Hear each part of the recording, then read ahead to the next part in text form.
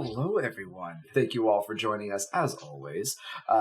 From here, whenever we take a break or an intermission of some kind, we will be running a small ad just to kind of help out with the channel. If you don't like ads, feel free to just ignore it, or subscribe to the channel if you wish to help us out. That will provide you with a nice ad-free experience, and you also get some nice swifty emotes that was actually drawn by our resident Lasombra. She actually managed to use a laptop and a tablet. It's fascinating. Couldn't believe the things I had to mix together to make that work. It was a process. Silver shavings, a little bit of shark fin, squirrels. We had to test it 6 times. She killed 6 of my laptops. You have 5 dots of resources. Don't bitch. You're being a little bit generous. It was more than 6 anyway. The 6 that you know. I was trying to make you look good, but okay, if you wanted to go with the natural 25, then that's perfect. She threw at least one of them. That one she didn't turn on. It was just frustration. Oh, Lord. But yes, we do have some fresh, wonderful emotes if you guys are so interested, as well as the natural subscription does support our channel. It is not required, of course, but it is ever so helpful. Let's go ahead and get into that wonderful introduction that, again, my wife down there in the corner, bottom left, she made that too.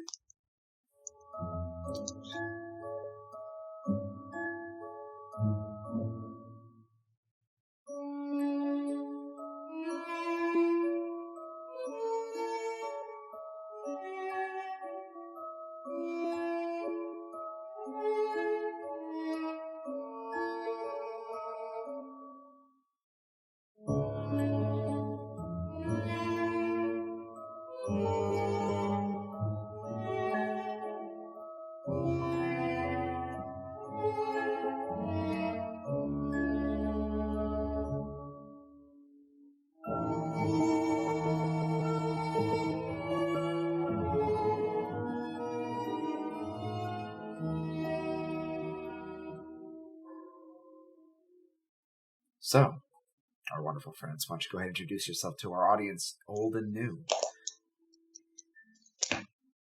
As always, my name is Titan, for all intents and purposes, and I am of the clan Shamir. What's up, everyone? I play Acer Zoran. Hi, everybody. I am Morgan Caldwell, and I am playing Crescent, the Lasombra. And I am your benevolent but ever-watching storyteller, Peter Needham. Let's go ahead and tell a vampire story. We fade back in now to our coterie. As Crescent, you grit your fangs, trying to keep your emotions in check. You can feel the stress of the situation surmounting, just as the wet slush in the sky begins to hybrid cross between rain and heavy snow. We actually fade in to the van, not too far behind you. You all together charge into the night following Crescent.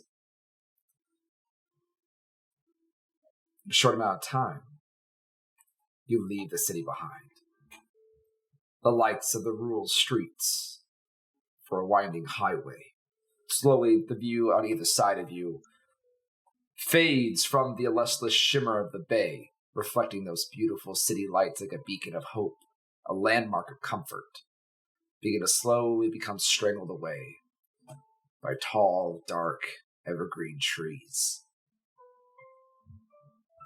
As you are following them, Acer and Grayson, is there anything you want to be doing at this time?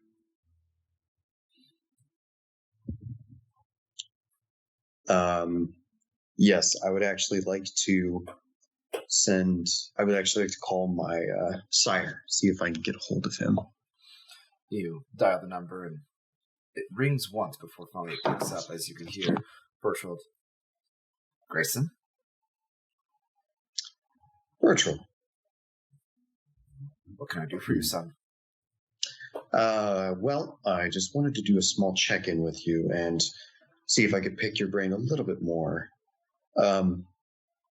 Keep things short. You remember that ghost I was telling you about? I remember the conversation. It was a bit muddled, considering the fact that your coterie mate had just used me for a snack. Yes, well, unfortunately, that ghost has now turned into an annoyance, and I am with them as it has decided to take one of my staff members and has brought her to the catacombs, and I will relay the location of them to him. It's a long pause. Catacombs. Near the Rainier area, there's an entrance over there? Seems that while we were checking her place for her axiological stat, I had found her journal, and yes, she's been having visions. As a matter of fact, she's been having other interesting developments as well. And like what? So I turned to Acer. Do you mind if you don't hear the rest of this? Just don't pay attention. Acer kind of just rolls down the window and sticks his head out, trying to get the wind to kind of muffle him a little bit. It is freezing and biting and instantly throws back your hood. Please hurry! I found in her journal she's been trying a lot of... I should just tell you, this is I know of what she is. She is a magic user, a witch. I know what I knew of this. I can sense that. Fair enough. She has actually been practicing a few different things in her journal. I found something ritual, very close to our magic, incomplete. But I want to figure it out. Be very careful, my child. Our magic is... I have to be very blunt with you. Our magic is a bastardization of what we used to be able to accomplish. But the key to our magic, the genius lies in its bastardization. It can only be done by our kind. It needs vitae to complete. Any blood sorcery rituals requires it. If she has been practicing some kind of blood sorcery, let's just say she better be careful. Mortals that participate in these kinds of things are not unheard of, but extremely dangerous. They have a tendency to backfire and heavily wound those that try.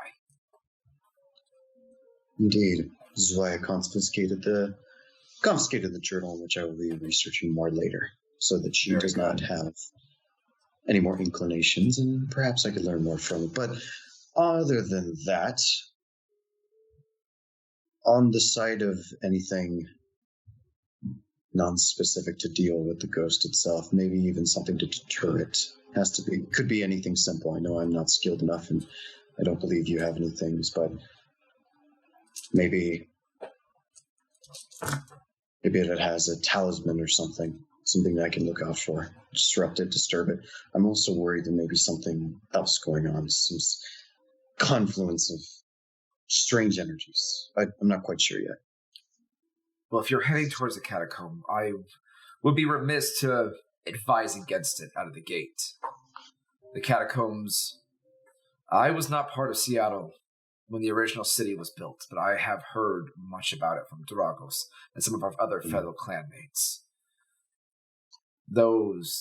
Just think of this, the catacombs are a city that exists underneath the city, are heavily unexplored, and many entrances have been shielded off by our kind for a reason. If this is an entrance that we are unaware of, I would be remiss to warn you and say it's very dangerous. I know you're trying to help your coterie mate, and you must make your own decisions, but if I were you, I would simply allow this mortal to just fade away into the dark. But that's just my opinion, and you're going to make your own choices, as you should.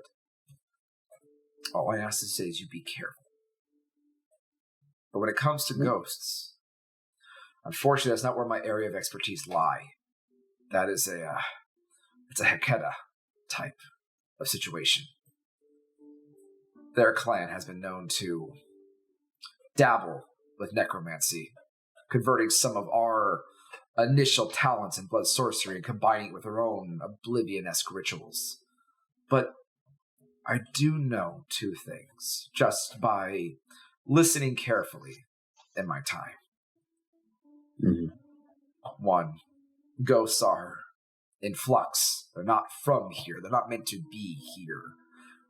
So if they've come back, or they stay, it's usually due to a unfinished business of sorts. Any damage to a host body they possess won't really hurt them. It'll only hurt the mortal that they're dealing with, or the kindred and kind, as some kindred have been possessed in our history. It's very dangerous. They are usually difficult to reason with, emotionally unstable due to whatever nature that has forced them to stay here. But they can be tangible at times. If this were ever happen and you have to hurt it, that would be the time to strike. But I warn you, if you mean to destroy the spirit, just consider the fact that they're already dead. What happens when a ghost dies again is unclear. Not to weigh on your conscience, but that's something to consider. But when it comes to the only other bit of information that I know is usually there are two ways to try and curtail a spirit, even one that is furious and uncontrollable. See, all ghosts, as I said before, they only stick around because they have unfinished business. Something has happened that has produced an emotional reaction so strong, a passion even, to cause them to want to stay and endure torment of a spiritual level to make that goal achievable. If you could help with that business, that might be a gentler way to help them move on, so to speak. But if you have to get forceful, you're going to want to look for an object. It's called a fetter. It is like an anchor. Most angry specters, most wraiths even, they need some kind of physical object to hold them on this plane of existence. And if you manage to figure out what it is, and it could be anything. It could be a ball of yarn. It could be a letter. It could be a coin. It could be a knife. It could be anything that has significant to this individual. But if you can find it, and you can damage it, or destroy it, it'll forcibly break that anchor, and they will not be able to make hold in this world for long. And they will fade away. But again, without the proper incantations, there's no way to be 100% sure without just guesswork.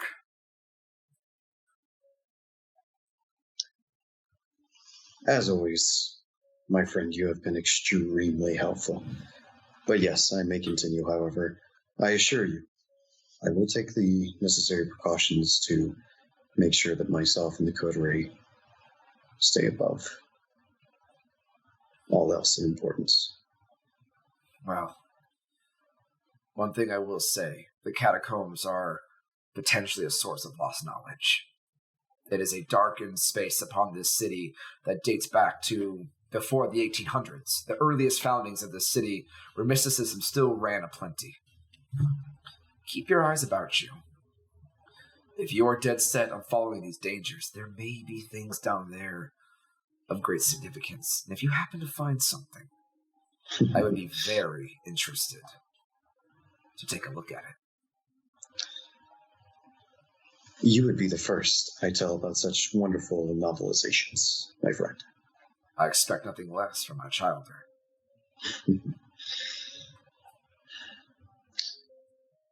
Is there anything else? My time grows short. No, I feel I was taking up enough of your time, and we shall speak soon. I sure hope so. If I do not hear from you in 3 nights' time, I'll report to Jargos of your true death. I will not come for you, my childer. I do not say this out of malice. But those are dark spaces, and this risk you take is on your own.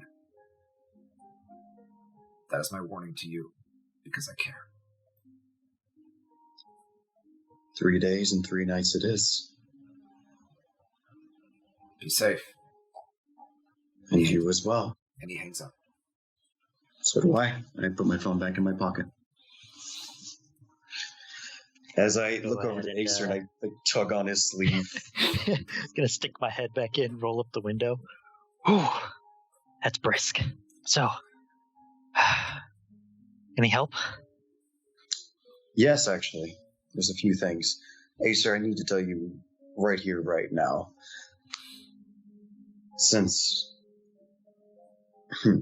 Crescent is a little upset, and I will talk to her, and I may need your help. But mainly, we just need to get her head on straight. We need to go into this cautiously. So, main idea, we go in, we don't interact with much. Go in, find Mariko, and we leave. That is it. Okay, but how are we going to take our little possessive friend out of medical? There are some things that may help us with that. I was talking to in fact, now that I think about it, I guess I didn't have to have you stick your head out the window. That was slightly humorous. So you did it on purpose, got it. Not at first, but it wasn't a joke. First, which there are times when a ghost may we may be able to interact with it at specific moments. Specific moments as in? As in, you may be able to harm it. And yes. What moments would that be? And what do we need in order to do that? And the moment I will be the one, since I'm the only one that can see them, I will be keeping a close eye on it and keeping you all engaged of what it is and what it is doing. There is a second option, and one that I'm leaning towards is that she is still here and she is quite powerful. She has to have something that is anchoring her, a trinket of some kind. Could be anything. Oh, like bleach. All right, I got you. Like what? Is it a show? Never mind. Just know I know what you're talking about. Okay. Right. So, but we're not trying to fight this. We get it. We get Mariko and we leave. Okay. So, here's my question. You can see invisible things, right? It's a bit of a wide net, but I can see things that don't necessarily want to be seen. Okay, let me ask you something. And I go into my neck collar and I pull out the powerful pill. I'm going to be like, can you use your little sight thing on this? I'm more than willing to give it a try. I blink my eyes and that silvery glint comes in as I activate Sense the Unseen. And what exactly are you having him look for, Acer? So with him basically telling me that the ghost needs an anchor, I'm pretty much testing out a theory that regular objects won't have any magical aura, but maybe something like vampiric blood or a ghost in general that's linked to the object might give off some sort of faint aura so we don't go in completely blind. And we can kind of like search for the object. Let me take a look at Sense the Unseen. I will do so because I am curious. That's a good question. Let's see here. The senses of a vampire become attuned to the dimensions beyond the mundane, allowing them to sense the presence of otherwise hidden from the naked eye. This could be a thing from another vampire using obfuscate to something using aspects to spy upon them. The character to a ghost in the middle of the room, to dormant blood sorcery spells and rituals that might be found with this power at the storyteller's discretion. It does say considering something of supernatural quantity, so it's not specific. I'll say this: as you look upon this, Grayson, it doesn't strike you very brightly. Most objects or most things of a supernatural quantity have this slight blue haze over them, almost like they're here, but there is a strange filter over them. As you look upon Acer's pills that he provides to you, you actually can see a very, very faint, almost blue fog that emanates from it. You additionally see, as you see towards the collar of his coat, where you know he keeps the others of his stash, you can see a little bit of that wispy fog coming out of his collar as well, but much dimmer than the one he's holding before you. It's very faint. It would be easy to miss, but you can notice a supernatural essence to it. See Grayson even squint a little bit. There is something. And just like that, you are now our new tracker. If that thing is connected to whatever it's connected to, whatever you're seeing on here should vaguely represent it. Maybe look a little different, but it's definitely going to look out of the ordinary other than, let's say, something random, dagger, whatever. So at the very least, we're not going in without a plan or completely blind. So I'm glad that worked. And he kind of just tucks it away again. So am I. Good thinking. That being said, all we need to do is just grab this item, right? We may need to destroy it or damage it. And that will make the ghost disappear. It will hurt them. I can't say for sure what it will do to them, because, as I've said, I've not had to deal this extensively with the dead herb. Okay. Spiritual. Okay, so dead. next question. Let's say, best case scenario, we break this thing she's connected to. She can no longer stay here. She has to go back to wherever ghosts go back to. What's to stop her from making another connection? According to Bertold, if we sever whatever is holding her here, there is a good chance she will not. She cannot return. Okay, good to know. All right, so find the item, sever the connection, save Medico, and go back home happy ever after. Good, I like it. Optimistically, and if she needs to be restrained, I'll do that part. Or just knock her out. She is really good at channeling fire. I would be careful with that. Which is why if she's not on our side, we need to make sure that she is either not conscious or not conscious, not being able to do these things. Okay. Not to poke another hole in your plan, this is definitely something we gotta tell Crescent about, because I don't need her go Old West on me if I'm trying to knock out Medico. Oh, no, we will tell her. We're not going to rush into that cave, I'll make that a point. Especially not these ones. There's a reason nobody goes in here. Okay, fair enough. So long as we're all on the same page.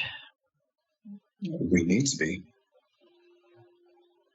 Speaking of pages, did you find anything interesting in the book? Her journal? Yeah. Yes, it's not staying with her. I'm keeping it. So you did find something. I did, and I also found she was dangerously close to practicing a ritual of my clan that she should not have. Of what? I have no idea, which makes it even worse.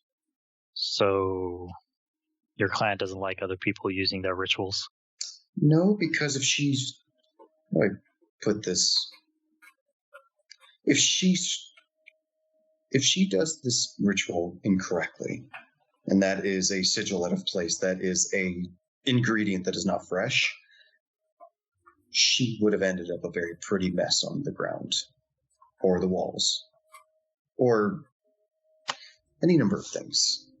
Because our rituals require one thing, as always. As I raise up my hand and I make a small, stab in my thumb. Vitae. Our Vitae. Huh. Interesting. Acer's going to make a mental note of that. Well, that explains why whatever she was trying didn't work. She didn't complete it. She was trying a lot of things. She was clearly in a panic. Maybe it's a spell to separate her from the spirit? I can't say for sure. There is things that even Bertold has never heard of. And like I said, it's going to take a bit of research to figure out what she was even trying to do. This is going to get interesting. But at least you can see, so... Let's keep things as little interesting as possible tonight. Acer just kind of looks at you and goes, "With this group?" First time you actually hear Grayson chuckle. I'm just saying, man. You got a vampire who's dead and not dead. We got another one immune to the sun, and the other one is about ready to shoot 10 different kinds of bullets into anyone who gets in between her and her friend. We're kind of an interesting package already. Yes, we are. Especially one that maybe we can go far with. Maybe. And with that, I just keep driving. Yeah, what the hell? Turn on the radio, put on a little tunes. Continuing down the path, the tall pillars of darkened evergreen trees grow ever thicker. The sky grows ever darker. Whereas Grayson kind of lean up and look at the sky, the full moon that was giving some much needed guiding light begins to cloud and haze as darker, very much darker storm clouds natural to the Seattle area begin to suddenly close in, blotting out the stars and then eventually the moon itself. A wispy white light of cold, pale, haunting glow begins to slowly fade away to darkness. Only by the guiding light of each of your vehicle's headlights upon this more natural road as you all blend off the highway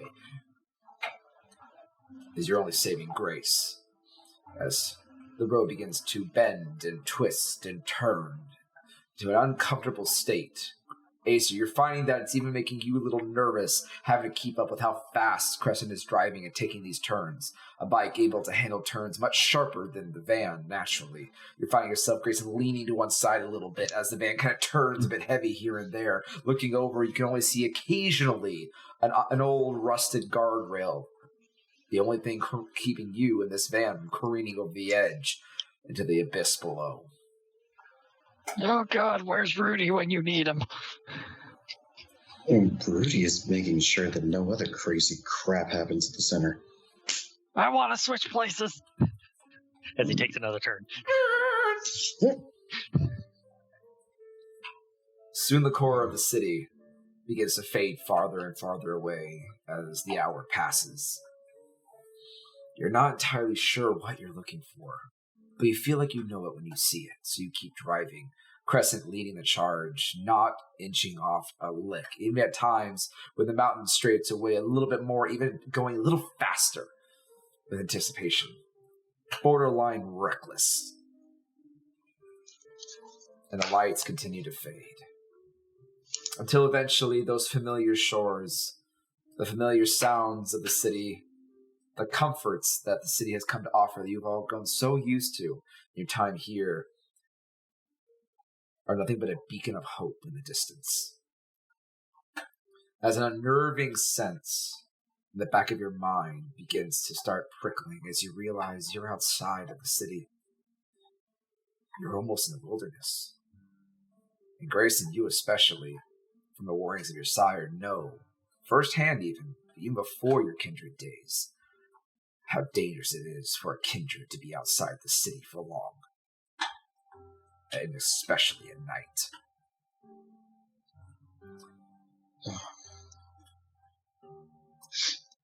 And as that kind of chill goes down your spine, you guys hit a hard bump. As Crescent, you pull off the side very quickly, stopping your bike.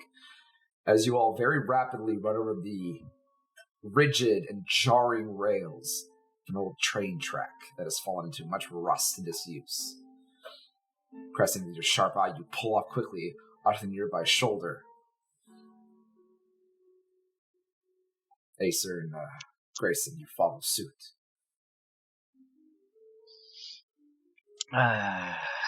Just gonna put that sucker in park. Alright, I'm gonna check the car, make sure it's not damaged. You check on glitch. You got it. I'm gonna get out of the car and I'm going right up to Crescent. As you all get off, the ignition's cutting on each of your vehicles. The first thing that all of you notice the moment you're outside of the vehicles is unnerving because of the silence. In the city, most kindred have a heightened sense of awareness. Though not everyone's blessed with supernatural vision to be able to see in the dark, it doesn't persuade the fact that your senses are naturally enhanced. Most of you can hear the sound of someone's heartbeat almost a yard away. Someone can smell a drop of blood like a shark in water up to a mile. But what you all grow used to in the city is the sounds of traffic, people shouting and talking, even at night. Businesses clack away as industry moves in the cities, even at night. There's never a moment of true silence for kindred at night when you live in a city as big as Seattle. But out here, you hear only the wind. You hear the wood of the trees creak and groan. It is quiet, and it is unnerving. I'm going to make sure that Sense the Unseen is active. It does little to aid you in viewing the darkness, but there is a faint haze over everything, sure that it is working. If something hidden tries to cross your path, you may be able to see it. That is what I'm hoping for. I know I can't do much against the darkness. As I leave Acer to go and check the truck, I am falling to wherever Crescent is and trying to get her attention. So in this moment, Crescent, as you pull off cutting the engine on your bike, as silence also creeping into you as well, your natural predatory instincts finding yourself a little shell-shocked, though it is dampened by your urgency. What are you doing in this moment? I'm going to check and see if the bike is damaged at all. Taking a look over it, no roll needed. You've got more than enough dice when it comes to your bike. It doesn't look damaged. It just looks like you hit that train track a bit of a hard bounce, and you kind of feel a little soreness in your tailbone. You were peeling through pretty quick, and that trail track came out of almost nowhere. You're not anywhere near the top of Mount Rainier or anywhere near close, but you're in that more mountainous area of Seattle that scatters the landscape here and there. The part that catches you is potentially you might be in the right area, as the tunnel that you all had seen in the book definitely reminded you of an old train tunnel. You personally, in your mortal life, always loved traveling by train, and have seen those aplenty in books and fiction. So you know, most of these tunnels do connect to some kind of old railway, which Seattle does have in some places.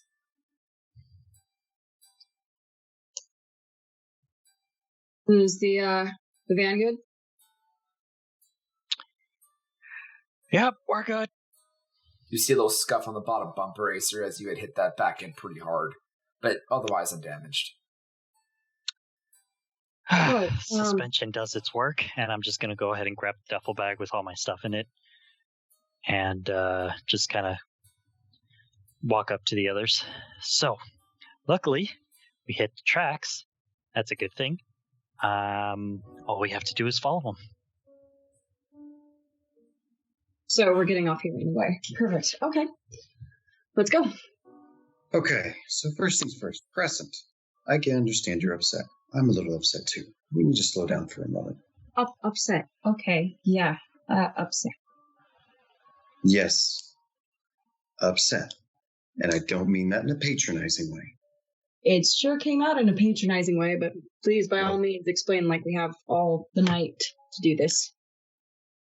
Okay. Okay then, Crescent. Where are we going? I don't know. You're the one with the book. Right. I assume with the train tracks. Yeah, it's almost like we formulated a plan. Almost. Do you see what I mean? I'm not being patronizing here. Well, I'm not trying to be patronizing. I'm just going to say it right now. I can't say I understand how you're feeling. Not precisely. She is still my employee and my friend as well. Our friend. I'm going to reach over and I'm going to hold my hand out just for like a second to see if she'll let me, and then I'll keep going forward and I'll grab her hand. Do you resist at all, Crescent? For an instant, yes, but then I'll stay put. Do slowly interlace your fingers with her. She kind of pulls away for a second, cause you to freeze politely, but also that slight bit of fear, kind of like trying to pet a very large, very dangerous predator. But eventually you do see she kind of relents. You do slowly interlace your fingers with hers, kind of holding her in place. Crescent, she is our friend. We're going to do everything we can, but we can't go in there half-cocked. I have some information. I want you to hear it as well.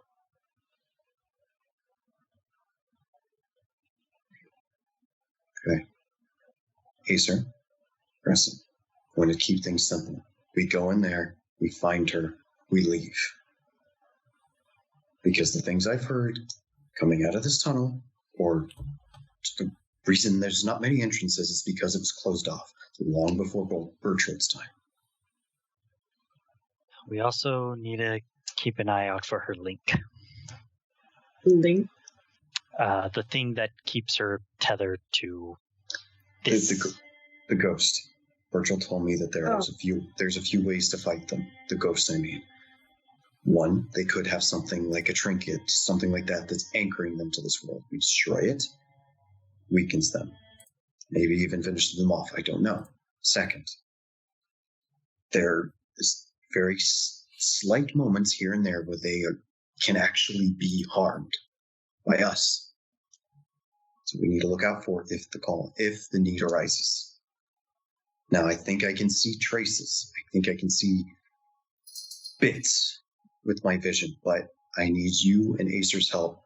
We all have to get down there, find our way to her as quickly as possible and quietly as possible if we can, and then we leave with her. Storyteller, do I know at this point that this ghost is Aurea? Yes. You, unfortunately, even in the back of your mind, knew. From the very first time when you walked in front of that window in your room and saw the face on the other side of the glass. It was terrifying. It was shocking. You didn't expect it. But the face, it was her. Based on the descriptions and the way things are sounding, it's like an echo from the dark. You could feel it in your gut.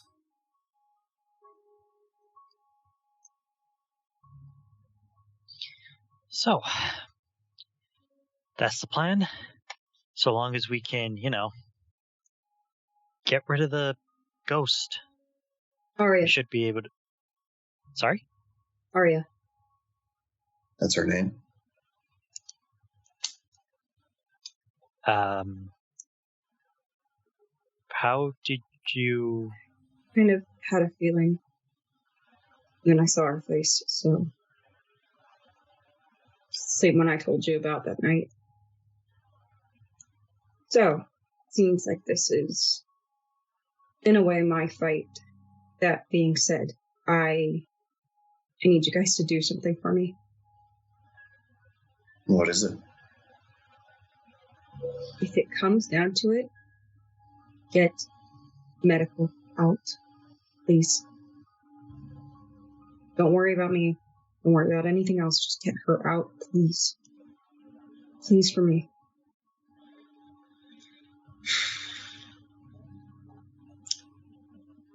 That is what you wish? It is. But that's plan Z, right? That's not plan A. If it makes you feel better, then yes, that's plan Z, but we can all agree that this is not exactly a walk in the park for this. We are dealing with something very dangerous, and that's not just the aspect of a ghost spirit. As a matter of fact, maybe we should start walking. Just have a hand on my gun. You just look over to your face and you can see, just looking at you with a bit of a side eye, one of the nearby very tall trees, a very large barn owl just sitting there, just head tilt, looks behind it to look at you, head tilt. Grayson, you have your, unseen... Oh, it is on, and it is going to stay on. And that's just a regular owl, right? It's not some sort of gangrel. I look at the owl. Give me an intelligence plus animal ken. Watch. Here we go. I really want him to roll super high and then just have Peter just be like, yeah, it's a regular owl. I mean, we will find out. One success. Looks like an owl. A little big, but it's an owl. Okay, if anything, having animals around is a good thing. Because, when it's nothing but quiet, that's when we need to be concerned. I believe it's probably a bad time to mention that I was warned by my master. I'm telling them this as I have Crescent in one hand, and I kind of like have my arm around Acer, and I'm moving them down the tracks. Like, not saying this is. I'm not saying I know for a fact this is wolf country, but it's something that I have. Wolf country. I don't know if it is. Country? At this point, I shouldn't be surprised that werewolves exist, if vampires exist. Honestly, I'm just waiting for Cthulhu to come up out of the water and just end everything. Oh, look at Grayson. Pushes back down that one small pocketbook in his just. It costs you a lot of money off Amazon. Still working to see if it's legit or not. It's so far it's been a wonderful read. If all these mythical creatures exist, do you think elves exist? What? All right. Elves, This is the conversation that we're having. Look, I'm a huge D&D nerd, okay? I need to know this stuff. Grayson, go ahead and give me a intelligence plus occult. Oh, boy, okay. I need to know if I need to start brushing up on my elvish, maybe like throw in some dwarvish in there if we meet some of them. I'm confused. Just getting occult is this? 3 successes. 3 successes. You're not 100% sure, but you swear you remember Bertrand mentioning something about Fae? Not elves in particular, but Fae as a general term? Bertrand mentioned something Fae related. Is that? Don't play with me, boy. I love the mythos of the Knights of the Round Table. If you're telling me Excalibur's out there somewhere, I will fucking find it. I have a small grin on the side of my face, and I just pat Acer on the shoulder like, you never know. Acer's just going to pull out his phone and start searching up a whole bunch of mythos. Probably have no service. In fact, you don't. No! You actually, the moment you open your phone, you see that it is a dead space. Note to self, build own satellite, put it above here. You think that'll work? No, this forest is dense as hell. It'll probably block anything that comes through here. Why are you so attached to your phone anyway? Okay, Grayson has his fist. You have your guns. I have this. I'm useless without it. So you're saying you're useless right now? In a way. As I look back, does he have the sword on his back? He has his duffel bag and his very large Wadachi. I see that and I'm like, yes, that's what makes you dangerous. I'm giving a very obvious eye roll. He doesn't notice. He's just going through his phone. Not much to do on your phone with that signal. I knew I should have kept Tetris in here. I'm going to start thinking about back to Arya and is there anything that I could think of that maybe she would value as a trinket? Any sort of like connection I can make? Unfortunately, not really. Arya was not someone you really knew personally, despite being a touchstone. Her root as a touchstone was more in a last chance, a last glimmer of your old humanity. You couldn't bear yourself to kill a child. So you thought, well, for some reasons, her parents had to die. Obviously, that was necessary. You were ordered to, but you weren't ordered to kill necessarily the child, despite the exact orders being to exterminate the family. So your touchstone is more in the sense of you tried to give her a way to survive. Your one moment of mercy that unfortunately backfired against her. So you don't necessarily know her very well besides that. So after all, she was just a child when you dropped her off at that fire station. And what she told you before her last breath would be the most intimate conversation you've ever had with her. I'm just gonna get quiet and kind of think on it while we walk. Maybe more will come to you later, but for now, no. Regardless, you all walk your way down this long line of rusted track. I'm going to pull out the notebook or the journal and look for matching landmarks as we go. The sketch is not very wide. Doesn't leave much in the sense of landmarks, so to speak. A tunnel and a bent sign. You're not 100% sure if this is even the right place. There could be millions of tracks and millions of different ways out there, as you guys are working on a string lead at best. But you all continue walking nonetheless. The gravel crunches underneath your feet. Ominously, as it's the only sound you can really hear around beyond the casual creaking of the wood, a flight of a nearby bird of prey in the night, hunting for its next meal. It's very unnerving to have your senses so open for information, yet there's just not that much out there. Almost as if the silence itself is creeping behind you, no more than 10 steps away. You all kind of find yourselves constantly looking over your shoulders. It's just, you're not sure if it's you or the beast. So there's this natural unease being away from the sheltered crowds of the city out here in the dark. But after a while, maybe about an hour or so, Grayson, you all come around the bend and you look up, kind of checking the book and looking up. One, I will say, you have to constantly use your phone as a light source, as it is pitch black out here. But you do eventually come to what appears to be a structure on the side of this hill. And you hold the book up, comparing both of them. It's a train tunnel. From this distance, you can see it vaguely in shades of gray, but you feel a sense of affirmation as you notice, cocked to one side, a heavily contorted and bent caution sign of a diamond pattern with a very old, faded insignia of warning for falling debris painted on the front of it. You see some undergrowth brush long taking over the space, and the images are uncanny.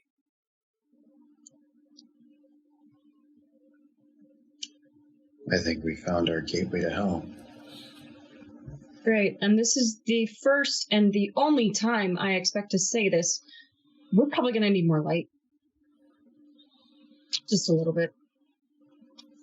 I guess there's no way to be secretive about this. Acer just kind of pats his chest right about where his heart is. Just gives like a little rub and then just goes, I brought a flashlight. It's UV though, so it's not going to offer much. Meant it to bring it more as a weapon in case, we faced other vampires. As I hold up the flashlight. It is a honk of an industrial-sized light. It's not a flashlight. It is more of those very large handheld floodlights with a curved handle on the top of it, as the battery is the size of, maybe double the size of a standard brick. It is all put together with duct tape and solder and wires, and the bulb inside is gargantuan at best. It looks like a freak-size experiment of a flashlight, and it's a little intimidating to stand next to. Not in the sense of, well, obviously the light portion, but just the way it looks makes you wonder if you're going to flick that switch, it's going to turn into a firebomb. I'm still holding Grayson's hand, but I'm going to take a step away from it. It makes you the most nerd for sure. I also take a step away from it, like, has this been tested? No. All right, great. So since he can go in the sun, I vote that we go behind that tree and he just turns it on, and if he vaporizes it. Well, see, that's the thing. This thing is supposed to, let out a huge blast of light, huge blast of UV light. It's basically like a grenade for vampires. And it'll stay on for a while, considering the... But yeah, do you for see that about thing? 1 or 2 seconds. Stay on for the next week. You'd be surprised. Actually, the battery is huge, but the bulb draws so much of it that it stays on for about a second or two. All right. If it works properly. If not, it could literally just explode. Note to self: I buy regular flashlights. Yeah, I probably should have thought of that one. Yes, but I mean the phone light. I guess it will do for now. And Acer, you have your phone, right? Yeah. How much charge do I have on my phone? For both of you, because I'm sure Grayson's thinking the same.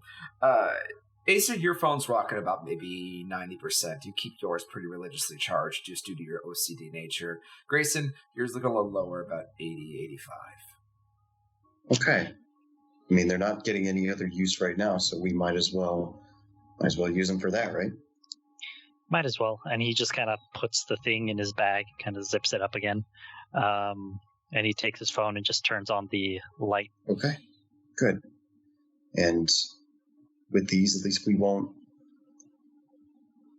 be trying to do a rock light show to start. I'm going to give Crescent the affirming squeeze on her hand as I begin to walk towards the tunnel with my phone light. Oh, by the way, as I turn to Crescent, glitch, digit, Titan, just to be sure. I don't know who's down here. Wow, the code name thing. Cool. So wait, I'm officially Digit? I thought you all had already made this official. I'm just going along with it. I'm totally down for this nickname. If you guys are down with yours, then sure, let's go for it. All right, baller. I love this. Teamwork. Yes. As Grayson, he's trying. You can tell this is one of those. As you're kind of going along with this, Grayson, you do hear Acer mention this, and it kind of dawns on you. You guys haven't really came up with a name as a coterie. Out of everyone here, you're the most inclined to understand a lot of natural kindred diplomacy. And it's very traditional that groups of coteries usually give themselves a nickname. Damien, as his coterie's baby chorus for his band. A lot of the Primogen are known as the government. You guys have yet to really establish a coterie name. You know, what we haven't done, we have our names, but what should we call ourselves? Oh, I got a couple of ideas. How about the Blood Thieves, Cloak and Fang? Let's see, what else can I come up? Oh, well, I guess it doesn't really work because I don't really have fangs. Let me see. Hold up. I got a couple of other ones. Where did I write this down? I'll turn to Chris. He actually starts pulling off his side backpack, and you do see him pull out a small notebook. Oh my gosh, she's thinking about it. What did you just do? It's customary, believe it or not. There's actually quite a few kindred. No, I know it's customary. It's just the thing is that I would rather think about this once this is over. Ooh, we could call ourselves the Blood Moons. Or let me see. I got a couple other ones right here. Game over at that point. Jeez. I actually have game over right here for how many times we've been close to death. Okay, let's think on that later, and let's be quiet now. Let's think and walk. How about that? Walk. Think and walk. All right, but I'm telling you, I got a couple zingers in here, and he just kind of puts the book away. Keep those in there. You all step into the tunnel from the outside. Here, the silence seems almost condensed, like it goes through a funnel. The slight breeze outside would be uncomfortably cold to those that are still living, grow into an ominous howl that vibrates through the old brick and stone in this old train tunnel. Graffiti crisscrosses along every interior of this old brick and stone. Layers of paint, from fresh and clean to maybe painted yesterday, to old, chipped, and faded, peeling off from a vibrant to a dull, sickening, eroded color. Grayson, being the one most attuned to the streets, and I think Crescent would be a little too, both of you, if you're looking around this tunnel, give me a wits plus streetwise. Okay. Can I give help by lighting up as much of the area as possible? You can help one of them. I will help. Which one of you has more die? I am rocking 5 right now. I will help Crescent then. Make it an even 5-5. Okay. Cool. 3 successes for me. Okay. Crescent? I actually have 3 as well. How you like that? Ah, So This helping. online roller, it's they're not so too in bad. sync. It's all part of my plan to play matchmaker. Okay, they're holding hands. You did a step. Excellent. Both of you, as assisted by Ace, are illuminating the path, so to speak. You kind of take a moment to look over the various different tags and signs left behind. And there are many, many of them. But what strikes you that there is a pattern. The old to the new. A lot of these appear to be gang signs. Some individual names, you see PAP is circled, for example, maybe somebody's initials or tag name. You see other logos and insignias. You definitely see a big anarch symbol scribbled here and there. This is an area where it appears to be maybe some kind of initiation space. It's not uncommon for city gangs to have their new up-and-comers to give them a challenge. Why? Not 100% sure. But it appears that at least Kine have definitely come here before. In great quantity over the years, it seems. With your sense of the unseen. You look around at some of these gang signs, some of these tags, some of this graffiti, and it's not the best work you see in the world. It varies. But then something catches your eye. A glint hidden amongst the paint. There. As I point to where I see the glint, and I'm going to walk over to it. You walk closer to it. It's a very small thing. You get closer. It's a carving in the brick. So there's a symbol here. You kind of scrape away some of the old paint. It kind of fractures and dusts off in your hands. And you see a symbol of a rapier carved into the stone pointing down with a twisted handguard that goes towards the point. You follow the edge of the blade down, and you can see a hole in the wall. A drainage hole, no bigger than the width of your shoulders.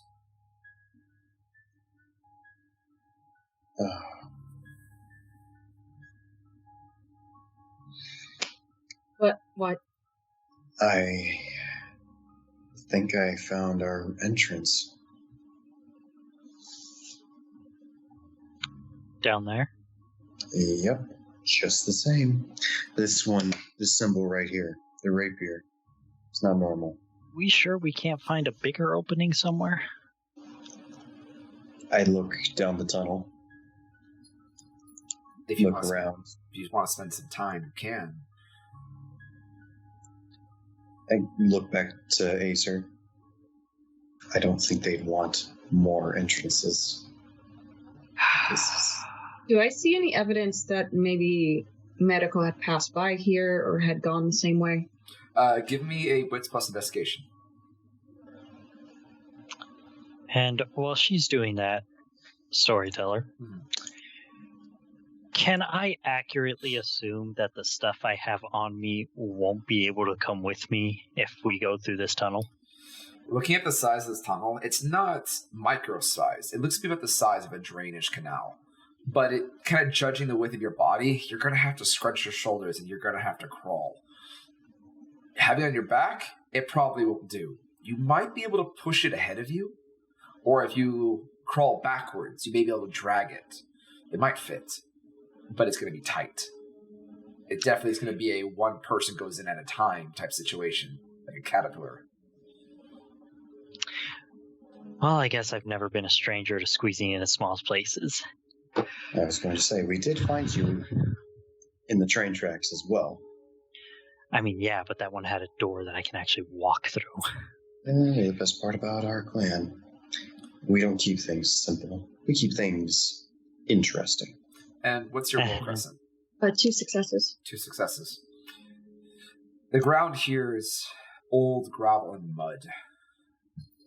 It seems that any type of flooding or water that tends to frequent the Seattle area, it goes out through this point to keep the tunnel itself from flooding, at least back when it was probably in use. The state of the tracks definitely give you a sense that this tunnel hasn't seen access in a long time. Looking down at the drainage canal, it is not completely flush with the ground.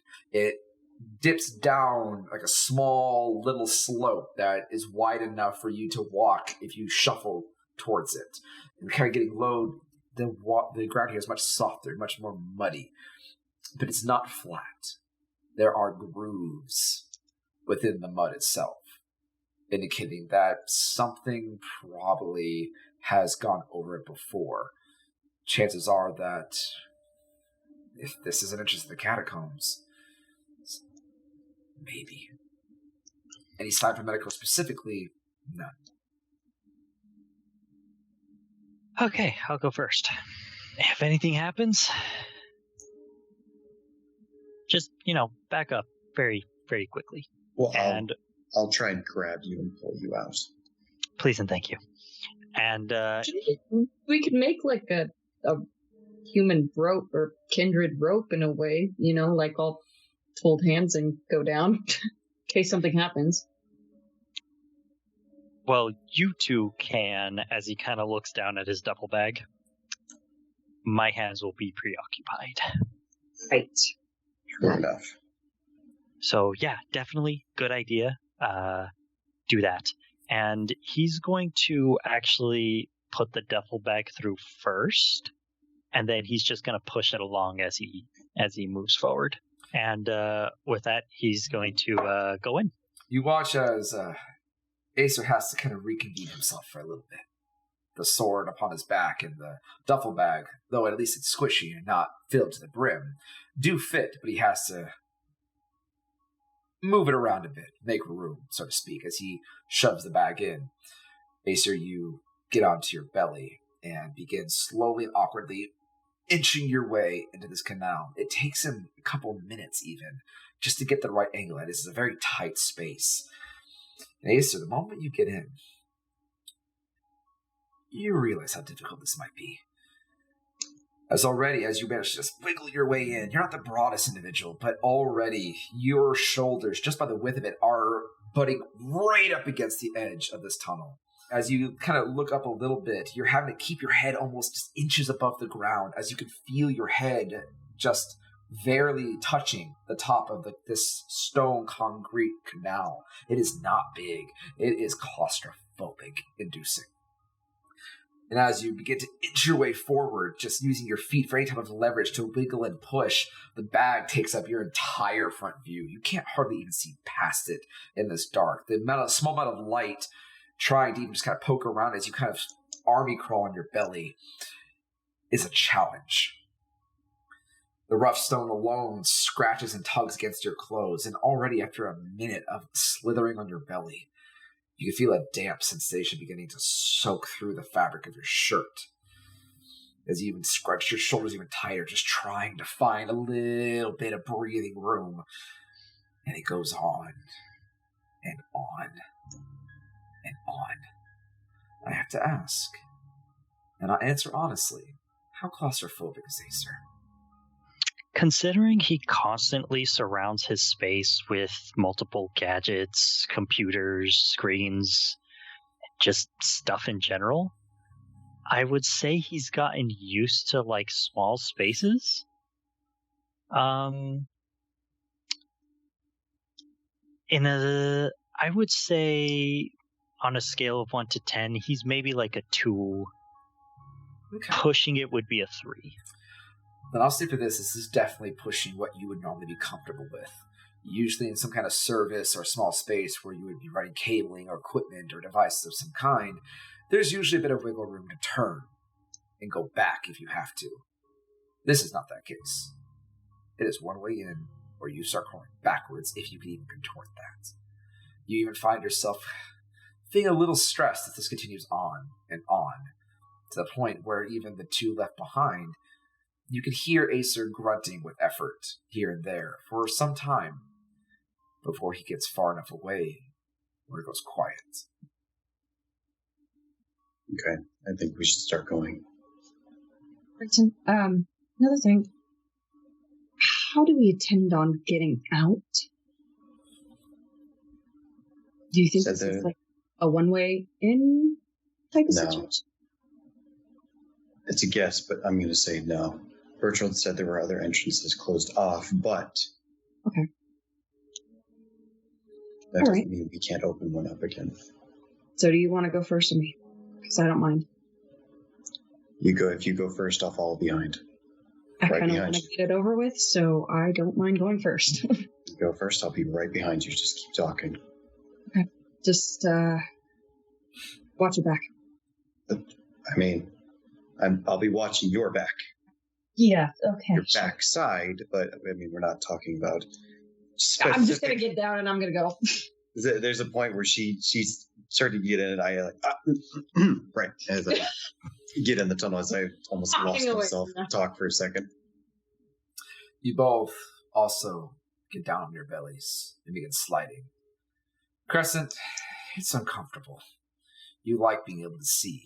You like your surroundings. You like having a good perspective. But I know we've talked. It's not the end of the world for you. Though it does annoy you, as you could feel sharp stone kind of tear at the back of your jacket. You have to kind of re-maneuver yourself to get unhooked and keep moving forward. You hope this doesn't ruin your jacket. But Grayson, this is hell. This is absolutely hell. This is annoying. My suit is a fucking mess. Another feel the moisture. You can almost taste the muck that is starting to come through your outfit as the slight stubble of your beard is brushing against the ground as you're having to inch your way like a worm through this tunnel. That muck and grime and dust and mold and algae and whatever God knows what has been in this tunnel just seeping into the fabric of your well-defined outfit. You want to just back up, but you can't even turn around. You feel your shoulders grinding against the side of the tunnel as you're broader than Acer, and you have to find yourself even crushing yourself even harder just to get your elbows enough leverage just to keep shouldering forward and holding your phone for at least a little bit of light. And you can hear it as you look over and you see the seam on your shoulder has torn open. Is it so much to fucking ask for a proper entrance? When we're done with this Acer, I'm going to make him buy me a full wardrobe. I'm going to pick it. Full wardrobe. I am feeling most of the filth, and I am... I would like to go home at some point, and I would like to bathe in bleach. All right. Keep going. On that note, Acer, you continue forward as this goes on for an unbearably long amount of time, to the point where even Grayson and Crescent being definitely a little bit behind. Grayson, you know this outfit's ruined. There's no way of salvaging this outfit when you eventually get out of here. That's all that your mind can think about, to the point of it's almost neurotic. But Acer, you keep going. The uncomfortable darkness encroaching in. Just where will this tunnel end? Where will it go? It just keeps going and going and going. And as you give one large push, you watch as your bag begins to suddenly tip. Oh, God. Now I'm going to try and grab it. And it takes you with it, as that is a heavy flashlight. As you feel yourself begin sliding through the rest of the tunnel and careening down a mudslide, spinning and spiraling. Do you scream? He really doesn't know what's going on, so he might be in freakout mode, and he's typically like... No, it's more an internal scream. It's not an outer scream. It's more him just like freaking out, like trying to calculate what to do. So yeah, no screaming.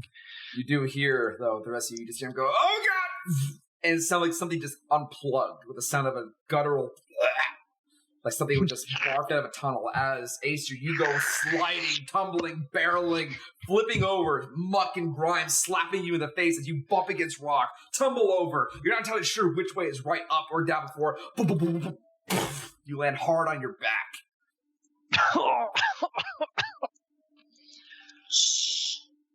Oh, this sucks. Crescent, did you hear him? First, I think we lost him. Quick and pace. Quick and pace. Did you hear that? Yes. Last thing we want to do is get separated. I'm gonna go tiny bit. Guys, I'm just gonna be more vigilant. A little bit. Acer had a freaking duffel bag in front of him, so I'm hoping I'll be able to see this before it. You begin into yourself quicker. Unfortunately, Grayson has the light. So you are kind of running blind as much as possible. There's not enough space. Your body alone is essentially eclipsing this light behind you. You see a little bit of the light against the walls. And you're like, okay, gotta go faster, gotta go faster, gotta go faster. All of a sudden, out of nowhere, you just immediately feel your hands give up from beneath you and you go sliding. Where Grayson, you watch as she screams, fuck, and begins sliding forwards without warning. And as I see that, I start trying to make my way like, okay, how much residue is in here? As you kind of watch for it and watch as Crescent just disappears into the dark, you watch as she gets sliding but down, looks like a very large drainage canal, a very large slope, and you look over and look down, there's a little bit of light now that you can see a bit better without the eclipsed body of Crescent in your way, pun intended. Yeah. You really wish you had looked as you were sitting into almost collarbone depths of just black, tarry sludge. And as you look down, it is just coating all the way down. As you just see the tail end of Crescent's feet spinning out into the dark. Eventually, after about maybe 3 or 4 seconds, Crescent, as you were just now spinning, you're trying to grab onto concrete, grab onto rock, trying to slow yourself down, digging your feral nails into the rock. As Acer, before you have time to recollect yourself, you feel something hard land right on top of you. Fucking! I hate everything about today, and I'm gonna go in. I feel like that's happening. And This reminds me of a really funny story. Yeah, does it have to do with Barovia? Because I'm getting it too. Okay. Yeah. As you hear the voice of Grace, Really only need one more person now. Oh god! Ow. Yep!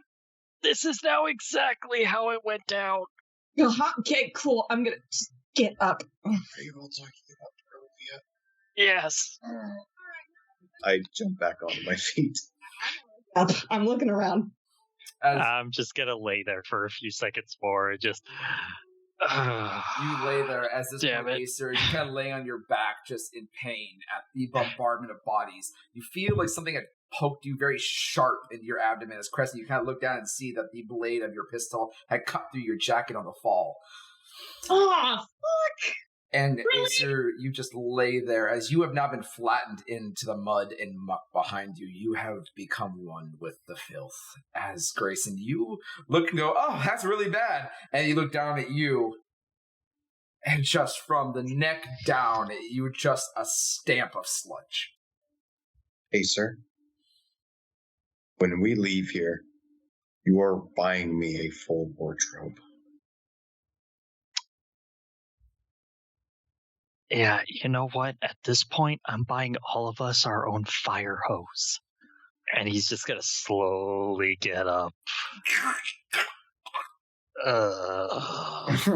It's just... At some point, your hood had come off, and you actually feel your hair sticking to the ground as you sit up. It's just mud. Grabs the duffel bag. Shut up. It's just mud. Okay, I'm banking on the fact that there's another exit somewhere. Please. Crescent, looking around without the aid of immediate light, it dawns on you. This might be a bit of a time crunch. Because it's pitch black down here. You look up.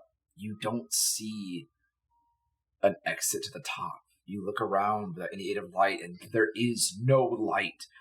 Even in the dark, in the city, in the darkest points, you could see faint shades of gray at times. A little bit better than human sight, but you're not like your cousins or other clan members. It is just like sensory deprivation. What you look for in sight, you instead get back with sound.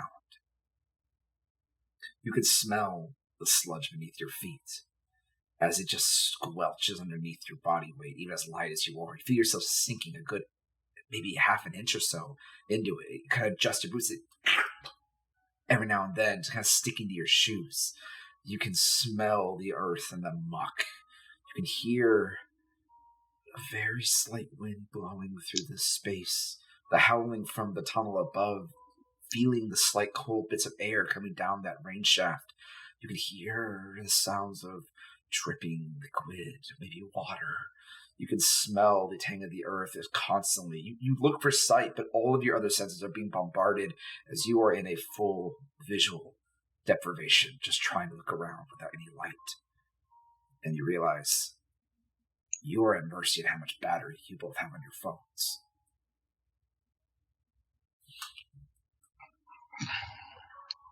Stand up and start looking around. I look down to Acer. Is your phone still on? Yep, but as he kind of wipes off a lot of the muck where the light is, it's going to be kind of hard to use this now. I'm going to turn my light off and say, let's try and conserve, because I'm going to start looking around. Even with your sense of the unseen, there's a slight blue haze, but wherever Acer's light doesn't quite touch it, he's still getting to himself.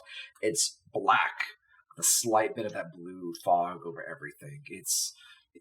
Fortunately, sense of the unseen doesn't aid when seeing in the dark. Okay, now there's do you remember that tinge I was telling you guys about? Yeah. It's everywhere. Great.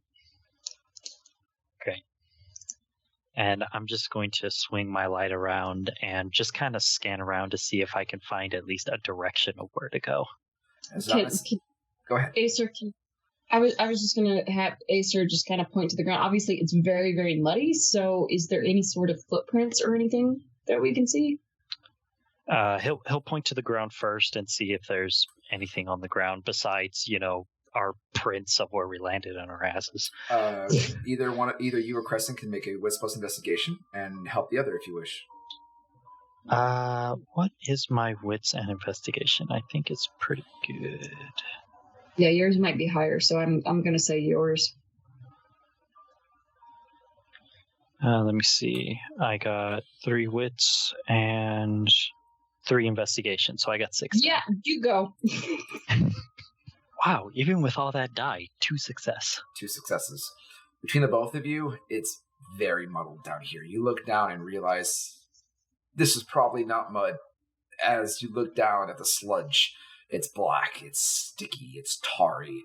It gives you a sense that whenever runoff comes from just the outside, just all commingles in a cesspool down here and builds. I'll see with 2 successes, though.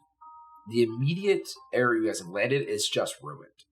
It is covered in body prints and divots and all sorts of mannerisms of muddled track. But following a little bit ahead, between small, maybe possible animal prints, you do see there are other human prints. The problem is it's hard to identify a single one. It looks like this is definitely a path that has been walked before. As you can see, multiple different sets of shoe prints. Hard to tell how old they are in the mud, but they overlap over one another, as this has seen some foot traffic. Well, at least I think we're in the right place. What the hell is coming down here? Okay. Somebody who hopefully has a better understanding of this place. Yeah, maybe we can run into one of those, please. But you do look ahead, Crescent, as you are kind of keeping an eye out for that driplet as Acer. Do you point your phone up ahead? Yes, I will. With a small bit of light that you see, as most modern phones have a fairly decent light on them, it's not hard to find a heading. There is only one. As you look around, you can see natural rock walls with roots choking out of them, dried and husked. The ceiling, from where the tunnel was, looked like it had been about a 24-foot slope. But the cavern itself begins to rapidly narrow down to almost a 6-foot ceiling. And it begins to tighten up ahead as a natural formation seems to have been made. Maybe natural, maybe man-made. It's hard to tell. It looks like at some point maybe there was something had carved its way through. You do see that there is a path ahead, but it does start to get tight. All right, no time like the present. Let's go. All right. And I'll take the lead since I have the light. Be in the middle. I will be keeping an eye on the back and making sure my sense unseen, seeing if I can find any maybe stronger concentrations of this tinge. Wonderful. You all begin proceeding forward. As a small heads up, our resident Thinblood had to step aside for a moment, but he'll be back with us shortly and slide in when we least expect it. So I'll just have to kind of keep an eye on him until the meantime. You all begin descending through the darkened tunnel, only guided by the length of Acer's flashlight on his phone. The path ahead is long and single wide. Not unbearably so like the drain previously, but it's definitely, it would have a hard time standing next to each other as it's only maybe 5 or 6 feet in diameter and length and width. But Grayson, your head even almost touches the ceiling. You have to find kind of lower your head in some places as natural rock ceiling come down unevenly. You find it kind of squat and hunch a little bit. Every now and then, as you keep going, water drip, drip in the path in front of you. The ground not nearly as sludgy as previously, as there's a slight incline. It appears this area naturally rises and falls and slopes and turns. And as you keep walking, your eyes peel to the dark. You all feel a slight rumbling all around you. Some dust from the ceiling kind of settles in, kind of falling a little bit. Okay. I'm assuming we're under something. Maybe. Something It's active. kind of hard to tell where we are right now. You keep pushing forward. The sensory deprivation only continues. Nothing but the slight sounds of water trickling off the side of stone. The slight squelching and crunching of your feet underneath soil. Every now and then having to duck and adjust your shoulders, Grayson, just to keep yourself at a comfortable position. And you're finding more often than not, you're having to lower your head in almost this Igor-like hunch and become soon uncomfortable. This place is not well traveled. It's not meant for people to be here. This is claustrophobic in almost every turn. There are some spaces where you all have to shift yourself sideways and kind of manage through some more tighter openings that cave in, widen out suddenly.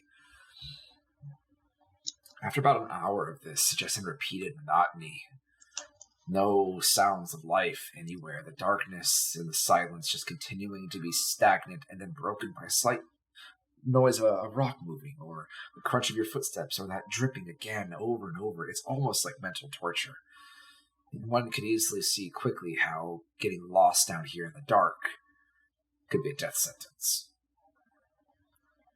Eventually, the pathway opens up. There's a light hits the end of the wall as Acer kind of makes a forward motion. As you can see, the path ends. There's a wall. In the center of this long wall, it's almost a oblong-shaped dead end, but in the center of everything, there is this massive spray-painted aged mural upon the ground of a black dragon's head roaring towards the ceiling. This massive graffiti tag of art that has gone unseen for who knows how long from the light of day, faded and dusted. Paint peeling every now and then from age, but in the center of the throat of this mural appears to be an old stone well. Crescent and Acer, you immediately notice there is a A large, almost climb hook has been nailed and embedded into the stonework near the base in a single climbing rope. Thick, gold, yellow, aged, and braided, descends into the well below, and it looks old. All right, so it looks like we're going down into a well. Great. Great. That mural on the with the dragon, does that seem familiar to me at all? Give me an intelligence plus occult. Okay.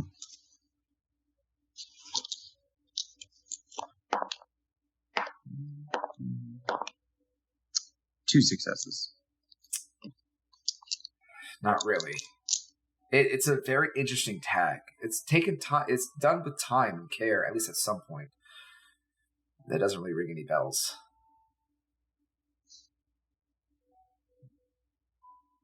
I don't recognize this symbol. Land tag, something else, no clue. Doesn't really jog your memory at all. It's striking, nonetheless. I would volunteer to go first, but I'm not the one with the light, and the moment that I carry any one of your lights, it's just going to flicker or go off. Yeah, you're right about that. Acer sighs as he just not says, I'll go first. I was going to volunteer this time, but never mind.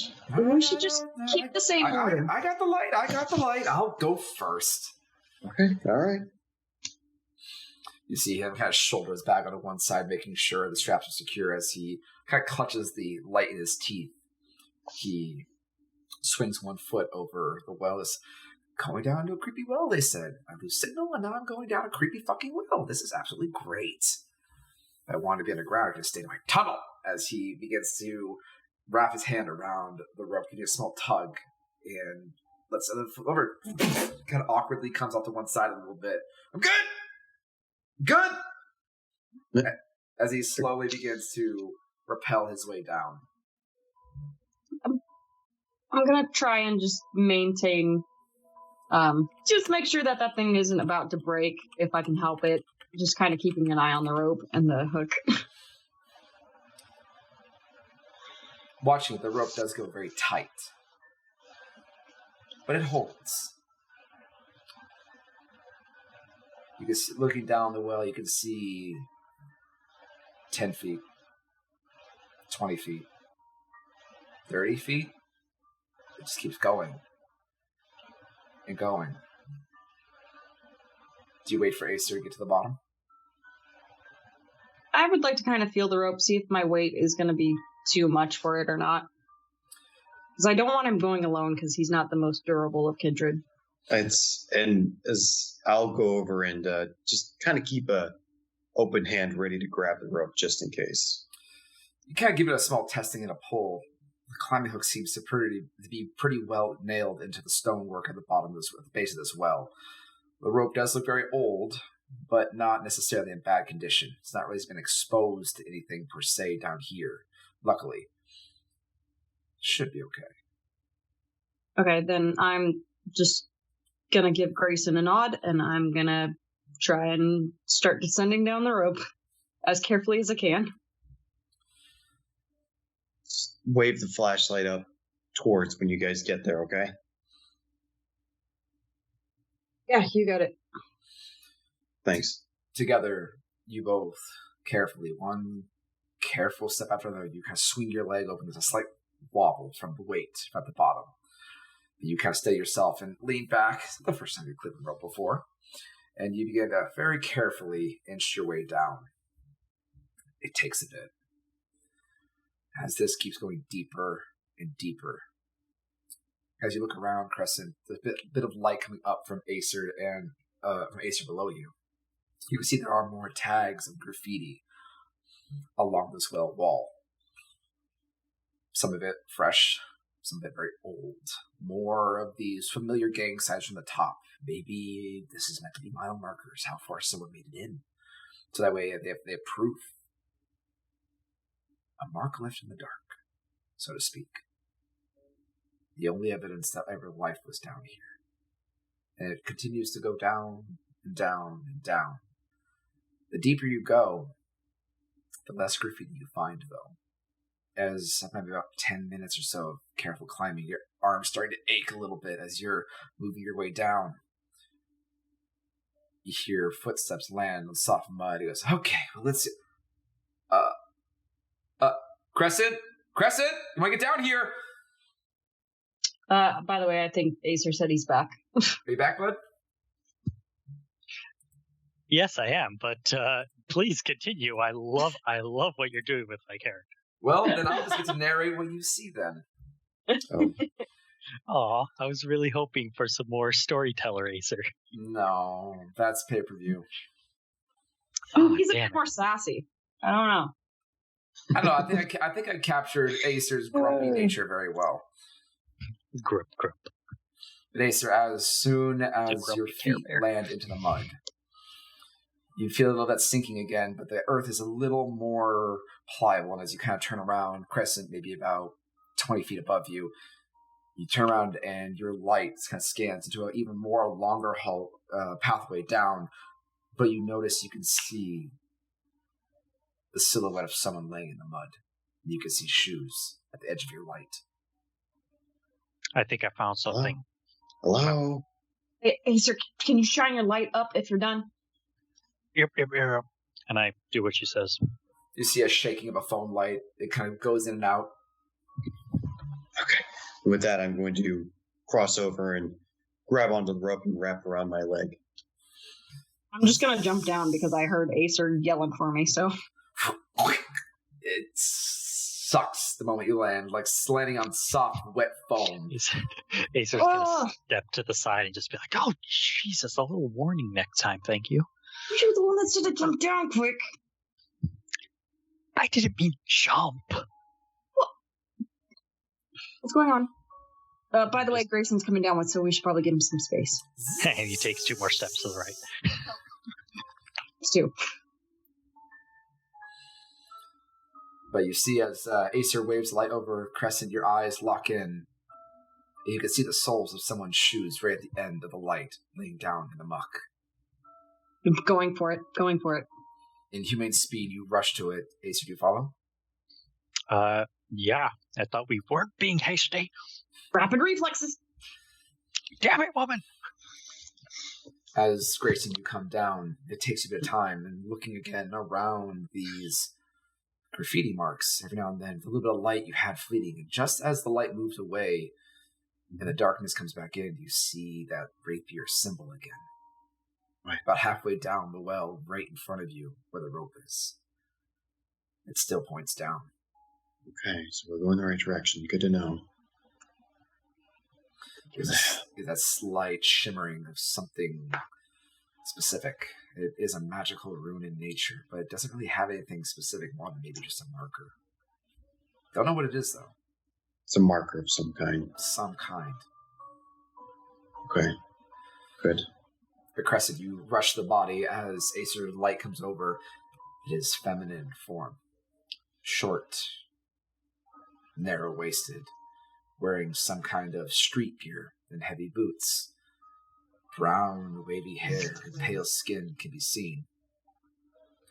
There's no pink streaks in the hair? No. As it's laying face down in the mud, a very awkward and unmoving position. And does not react as you approach. I'm just gonna check if it's dead. You place 2 fingers against the neck, looking for a pulse. You don't find that, and you can feel vertebrae where there shouldn't be. I'm gonna look up. I'm assuming she probably fell. I'm gonna try and see if I can deduce the cause of death, because if that neck break is from something else, I'm a little worried. Go ahead and give me intelligence plus medicine. Yay, because I'm so good at that. No, actually, I'm not going to help you this time. I want to actually see if I can recognize the face. You're going to roll the body over? Yeah. It's laying face down. I'll roll it over while I'm investigating a little bit. 1 success. 1 success. Fun. You're not necessarily a medical expert, but as you roll the body over with 1 success, Acer, you don't recognize the body. because it's really hard to differentiate what this face used to be, as definitely the cause of death was falling. As you can roll the body over, and Crescent, you see it very point blank, the face is smashed in. The nose is broken and slammed to one side. The jaw is out and caved in off the side. There are missing teeth. The face is slightly decomposed for maybe a couple days. And the neck definitely leans to one side, signaling that probably this individual, kind of looking up and parrying the well, lost their grip and fell to their death. And it's not medical. All right. That's unfortunate, but it's not medical, so everything's fine. Is there anything around her that we can use? I was also going to ask that by checking her pockets. Ace are just immediately going for the pockets. That's very uncharacteristically like you. Hey, I need an ID. Right, that's why. Okay, well, I'm looking for other things. It wasn't me this time, but, I still feel remorse. I say, Acer, go and give me a Wits plus Investigation +1 since Crescent is helping you. At this point, Grayson, you do make it down to the bottom and you feel your nice shoes just slip into the mud. At least these are the boots, and they're meant to be washed off, but damn it all, it's annoying. And you look over to see your two friends rummaging through a corpse. We're not that desperate for... Really? Okay, first off, she's dead. She's not going to use it anymore. Well, the good news is I saw another symbol. We're going the right direction, coming down the well. I can't imagine any other way that we could have gone, but that's good to know. 5 with a crit, by the way. 5 with a crit. Yes. Looking through her pockets, you don't really find anything in her pockets. They're very tight and narrow for women's hiking attire, it looks like. But you do find her bag, still on her back. In it, you find a can of yellow spray paint. The nozzle, the cap missing, appears to have been used, as there's a little bit of that dried paint on the side. You can find a heavy-duty flashlight, actually, in it. As I take out the paint and the flashlight and click it on, see if the flashlight works. The light flickers on very dimly. It kind of goes out for a second, but then flickers back on. It looks like it still has a charge, but it's kind of low. I just kind of look at Grayson. And just kind of wiggle the flashlight. Far be it from me to shun any resources we find that still work. And I'm going to give Crescent the spray paint, and I'm going to give Grayson the light and turn off my phone and just be like, just in case if we need it for next time. You do find as well an unopened bottle of water, a bundle of what appears to be more of that yellow climbing cord, and several unopened protein bars. Kind of looking over this individual, you can see some heavy gang-related tattooing along the neck that go down the chest into a ruined top, along with what appears to be very bougie type of hiking gear that at one point probably has a certain type of luster to it, and you kind of get the idea. Looks like this was one of those catacombs explorers that had an unfortunate accident. They came unfortunately prepared, but just could not maintain their grip. Do I see any of the supplies? You do see him as he kind of pulling them out. And you do find actually a waterproof ID in the bag itself, as it is in a pocket. Take the water and the food. You never know, Mariko's.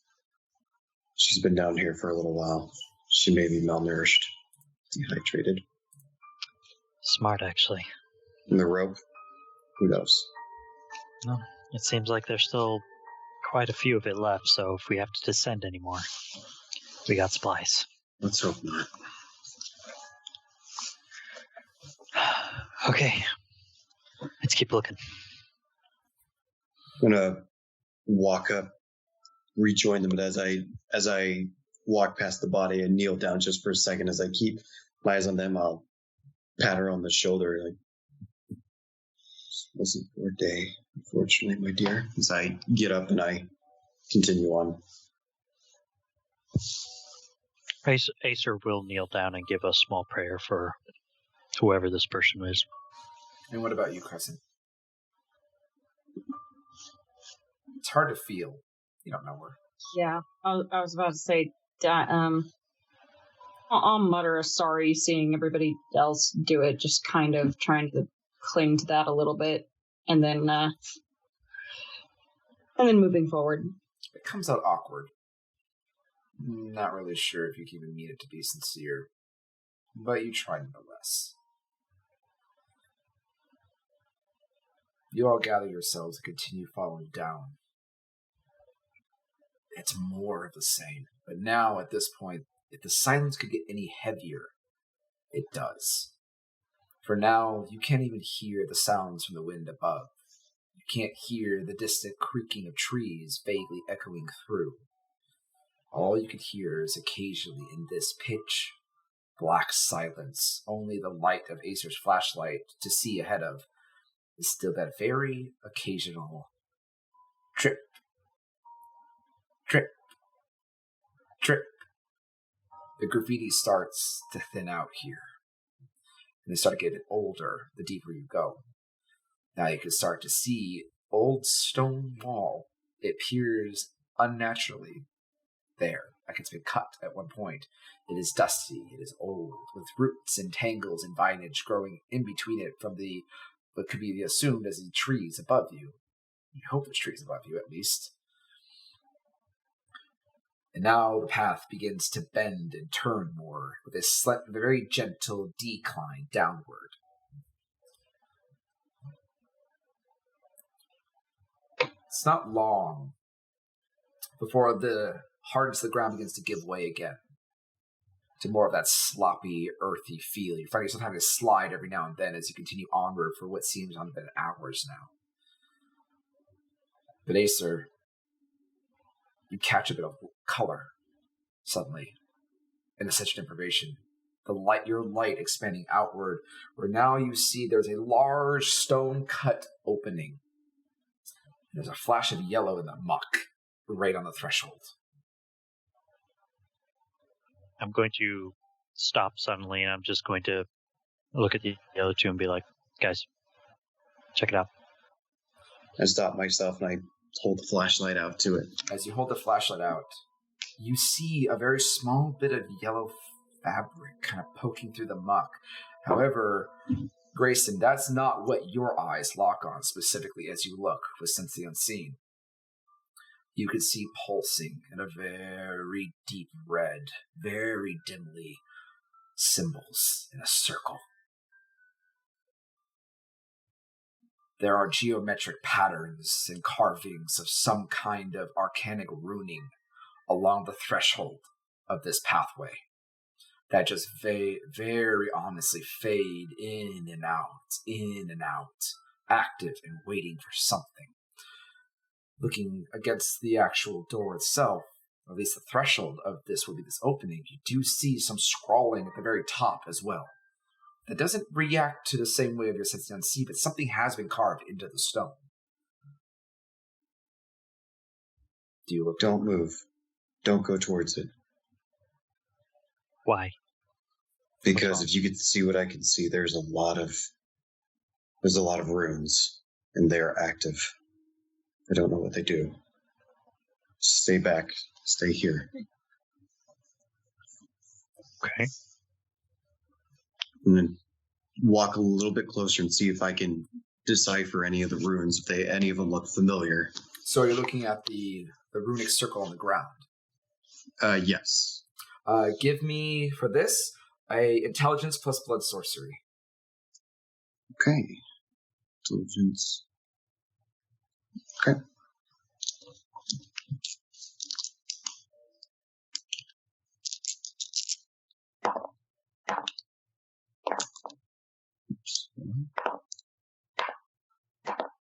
Okay. It wasn't much, but I got 1 crit. So 4 successes. 4 successes. Is there a way to possibly get a little bit more, or you can succeed at a cost? I actually can. I will use a willpower to re-roll. All right, take a point of willpower damage. We'll do so. Okay. Instead, make that 7 successes. 7 successes. I just needed the 3, and it gave me the 3.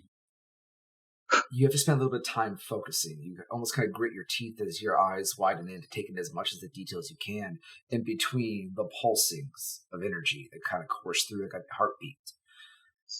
This is a warding circle. This is a circle to prevent trespassing, to prevent walking through it. The exact nature of this trespassery, you don't know who it's meant to block from, but it is blood sorcery. But with the amount of successes, you do remember of an old trick that Bertold had told you that might be possible to disarm it. But it's going to take some blood. And a decent amount of it, too.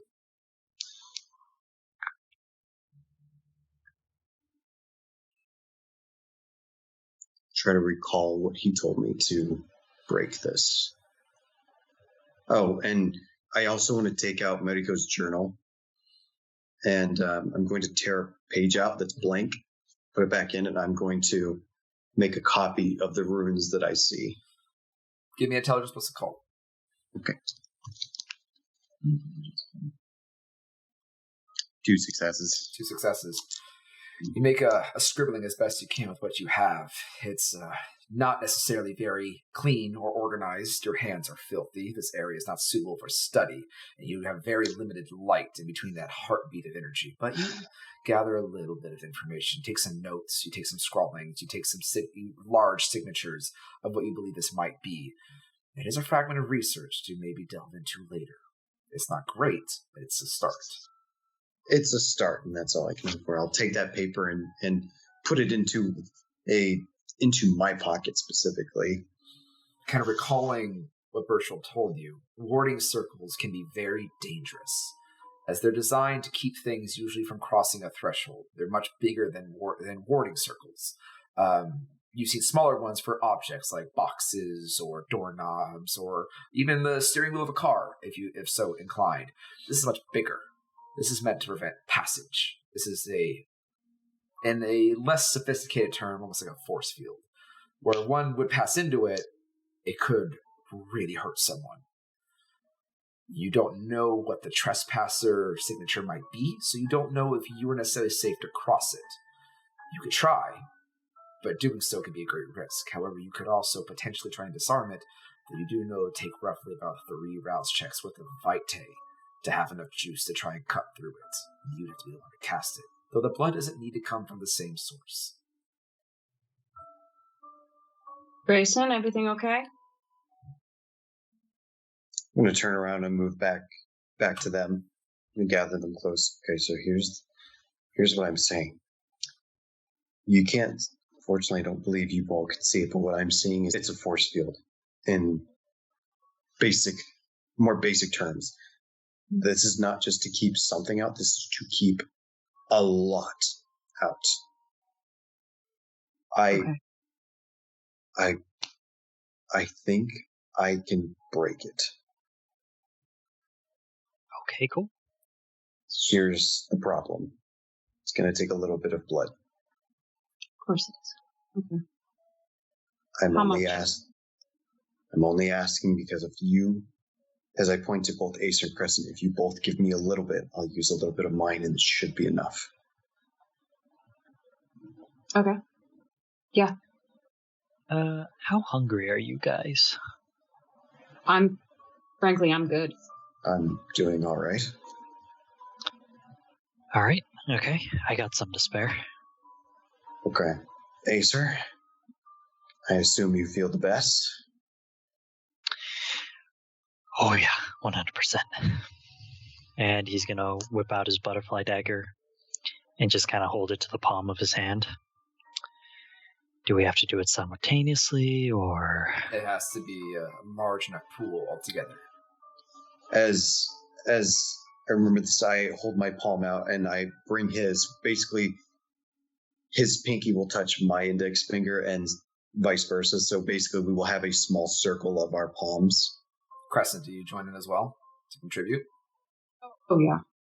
100%. As you all bring your hands kind of closer into almost this trinity, even the both of you being not inclined for sorcery as much can feel there's like a static to the air as you get towards the very edge of this circle. It makes the hair on the back of your neck kind of stand up of, this is dangerous, being so close to this. As Grayson, you take one fell swoop and cut all across one of them at once. I need everyone to give me at least one rouse check.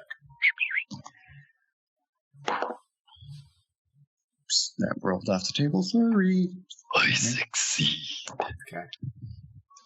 I'm good here. Crescent. I fail. As that precious vitae leaves the palm of your hand and drips and begins to pool into the soil of mud before you, Grayson begins this strange occult-like incantation. As the soil begins to simmer, you can feel yourself grow hungrier as that violet orchid begins to glow and bloom, leeching from you to keep itself alive, the void itself feeding off of you. You gain a hunger point. As Grayson, how do you want to narrate this disarming? As we have our palms, I cut a circle, just a perfect circle around, but as the blood kind of pops up, it all begins to funnel into like a haloed ring around it, and I wave my hand to keep it going, and that's when I begin to hear Grayson, Animum hidere, animos corpus. And he begins to chant this as he guides the ring up, grows and thins out a little bit, as then it begins to spin very gently, and then it goes to the ring and begins to basically spin over, beginning to very slightly muddle each rune as it almost is like slowly washing it away. Go ahead and give me a resolve plus blood sorcery. Okay. I will warn you, these runes are very, very intricate. It's going to take some effort. The DC is a bit high. So you said resolve and blood sorcery? Yes. And there's nothing that we can do to help with the situation, because... Not for you guys. Okay. Even if I know a little blood sorcery? You've already... You know what? Hmm? Acer, with your intelligence, you know a little bit about this. Blood is powerful. You know that your blood is, at least comparatively to your friends, is very weak. Maybe if you offer more, it might help. I'll be there 2 from you if you want to help. What the heck? As he's casting the spell, Acer is just going to grab his butterfly dagger from the blade and cut into his hand and see if he can add more to it. Give me 2 more rouse checks. As your potency is 0. And he will also do this trying not to let Grayson and Crescent see. Alright, give me a dexterity plus subterfuge. Okay. Dex and subterfuge. I am so happy I put points into that. So 3 successes. 3 successes. That's enough. As you don't cut the already open hand, you actually just grip tightly along the blade of your butterfly knife as you pretend to put it away. And as this spinning fount of blood begins to just coalesce above the actual threshold, almost kind of fading into the wall and out like a amorphous liquid, what you all don't see is a little trail of extra blood begin to pool up from behind and add to the circle, thickening it. And as it thickens, it instead of just blotting, it almost like the blood begins to form tiny tips, like needle points, as it begins to instead chip. You can add an extra die to your pool. Okay. And I only got 1 success. The beast awakens as it's your first hunger. As you can hear that beast inside going, What fresh hell have we gotten ourselves into now? Calm down, Fido. You know, you keep degrading me like this, I'm definitely going to have to enjoy ripping your sister's pretty little neck out. There's more than one way to kill myself, if you ever try. And there's more than one way to stop you. Don't think you're always in charge. Well, until I let you out, I am. You feel the metal kind of like slam a bit, kind of making you just shudder ever so slightly. I'm going to use one more willpower to re-roll 3 of them. All right, you burn willpower. If I can go a little bit higher. Okay, 7 successes. That's exactly what you needed.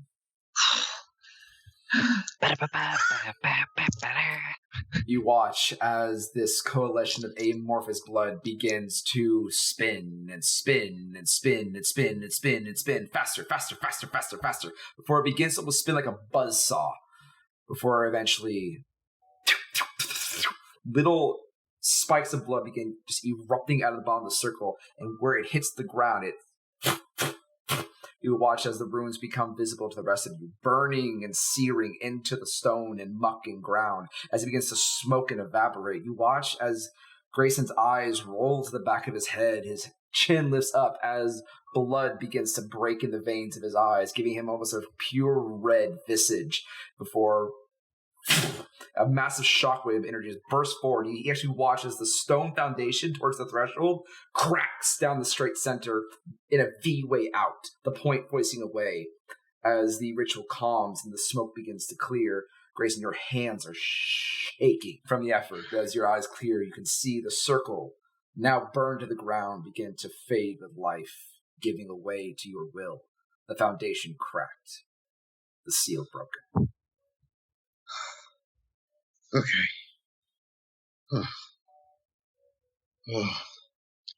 And as I pass by to check on that yellow fabric, I'm just going to give him a pat on the back and just be like, good job. That was awesome. That had a very high chance of failing. But you didn't.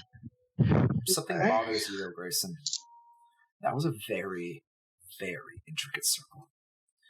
You don't really show it, as most of your friends are not as inclined as you are. You barely, and I mean barely, managed to fight that, as it pushed against you with something you've never felt before. Granted that you've never really had a lot of experience in disarming wards, but you didn't expect it to be that powerful.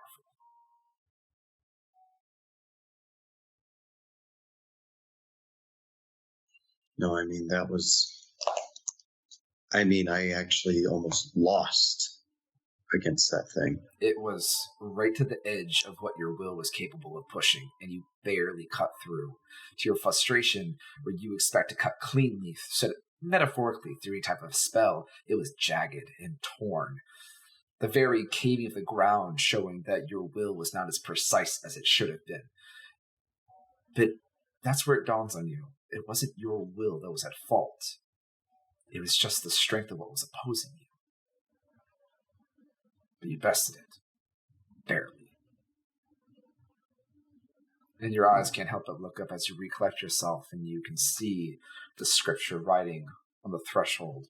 And again, that rapier symbol right underneath this strange writing carved into the stone.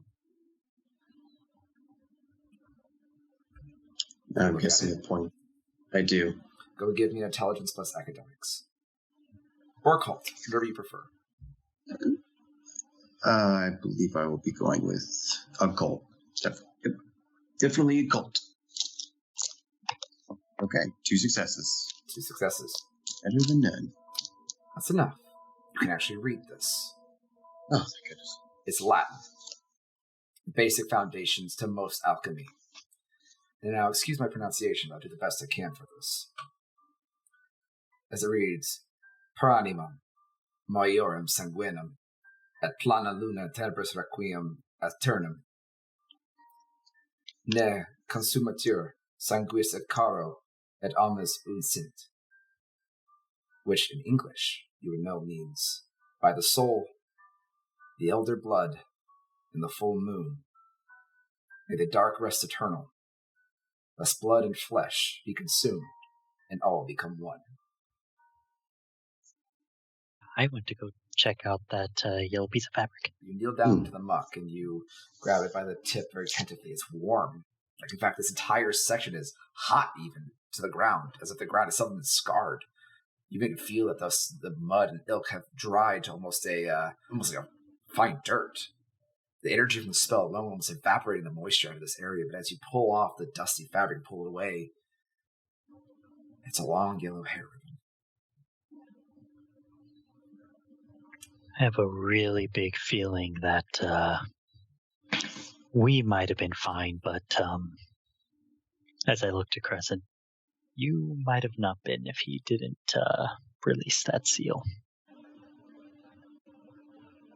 I'm ripping out another page from the journal, writing it down. Do you mention it all, or do you keep it to yourself? I'll mention it to the two as I point up towards the top where it is. I don't suppose either of you can read that? Not one bit. Depends if you want to know what it says. Do you have the answer? Because if you do, I would love to know. And as I'm saying that, I'm grabbing Crescent's hand and tying the ribbon around her wrist. The moment the fabric hits your wrist, Crescent, you recognize it. As you look closer, Medico always has a little extra embroidery. This was in Medico's hair. She's going to need that back when you find her. Anyways, Titan. Concerns talking of elder blood. How the flesh will become one. I don't know what to make of this place, but I think we are getting closer. Right. We should keep moving then. Crescent. Come on. We have a mission. Do you all pass the threshold? I reach my hand out first before anybody goes through it, and I slowly put my hand towards it. You put your hand very carefully to where the sigils meet the ground.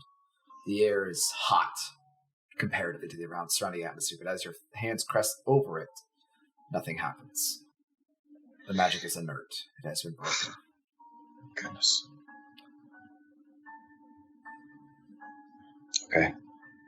Let's keep going. I will follow. Stepping through the threshold, Grayson, and you all feel it, but you almost see it, Grayson. There's a heaviness to the air now. It's like stepping in and the darkness tries to choke out the small hand flashlight you're carrying, causing it to flicker every now and then. It's like walking into a thick black miasma.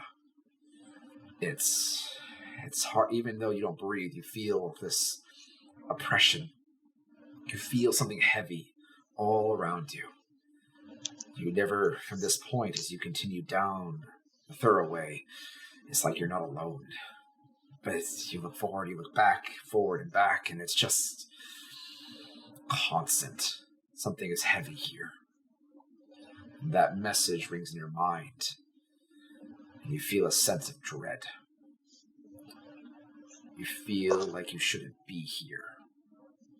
The winding space begins to grow narrower as, Grayson, you look around and there's no more graffiti. There is one signature about probably a yard through, as you're starting to kind of keep track of your steps, just to kind of get a gauge of how long it's been. That familiar PAP with a circle from the very beginning is the last signature you see before it goes completely bare. It seems you've all ventured farther than anybody else, at least anyone that had the bravery to leave a sign. Hey, Crescent. Still got that can of paint? Yeah. Toss it over I'll real quick. Get out and hand it to him. I will grab it and right on top of the other logo. Not like over it, but like literally right above it. I will spray paint a yellow Hello Kitty.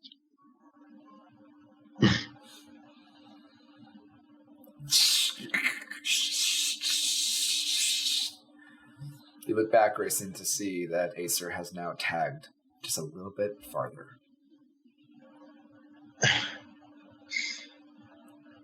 Congrats. She's gonna want a story. I guess we're the farthest ones to make it down here then.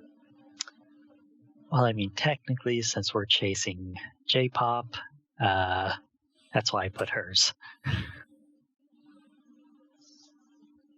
I mean, she's going to have a hell of a story to tell when she gets out of here alive, so. Grayson, you see why, at this point, no one else has come this far.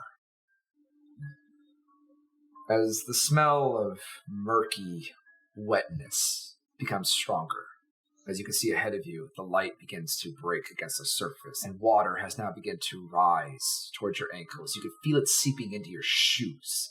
You can see a small bit of that trickling water coming down from the ceiling, leaking over onto the pooling water below, as you've now found the source of that trickling water. I'll start looking around for, just looking around for anything. Different entrance, maybe tracks, marks, anything. I'm helping. All right, give me a wits plus investigation +1. I would actually like to look into the water. You dunk your head in? You know what? Sure. So, no rules necessary for this. As the both of you are searching, I apologize, but Acer just stumbled onto it with his own ingenuity. Oh, I'm sorry. No, you are the naturally survival expert. Leave it to the thin blood. All right, Leave cool. it to the thin blood. As the two here logically, I'm sorry. as the two here logically begin to start sconing the walls, looking for any type of other passageway in this very tight corridor, you guys both look with a raised eye as Acer begins treading into the water, and he keeps walking up to where it is now caved in. The water now coming up almost to his waist. Grayson, you turn the flashlight over as you just watch he goes right in. And Acer, you can see with a bit of light being filtered in through the muck. By the way, you taste sulfur, you taste sludge, and thank God you don't need to breathe. As you can see the light penetrate through all sorts of particulate matter, but the light does cut through a little bit, and you can see there is an underside to this cave-in where the water is funneling through to the other side. You don't know how far the water goes. I'm going to bring my head right back up. Because splashes you all with some of the water from his long hair. Oh, that's gross. I felt like I just ate a volcano. There's a underwater cave. No clue how far it goes, but we're gonna have to swim. Great, on it. Going in. She just goes in. Acer, do you have like a baggie, like a plastic bag in there or anything? No. Is anything waterproof? My cell phone. Is it in a baggie? No, but it'll be fine. Storyteller, what's the likelihood of my notes surviving this? Very difficult, to say the least. If they are pressed and dried very carefully, upon getting out of here, you might be able to salvage what you have. But okay, it's water and paper. I have one idea. Take those, put them in the journal, and I'm going to very tightly hold it. Maybe holding off. Oh, that's what you're worried about. Yes, I would like to gain a little bit more than just my employee from this friend. Okay, come here, but quick, because Crescent's already ahead of us. Come on. Okay. She is swimming into the dark. I'm right next to him. Okay, what's the plan? I'm going to take his papers and I'm going to take photos of them with my phone. There. I'll send them to you later. You don't have to worry about it. Okay, just make sure your phone, let's not have those spreading out. What? But okay, that works too. I'm still going to put the papers in the journal and I'm going to like squish them in, but shall we? Let's go. Wait, I don't breathe. As I dive in. In fact, both of you being Humanity 7, you guys do just instinctively just go in.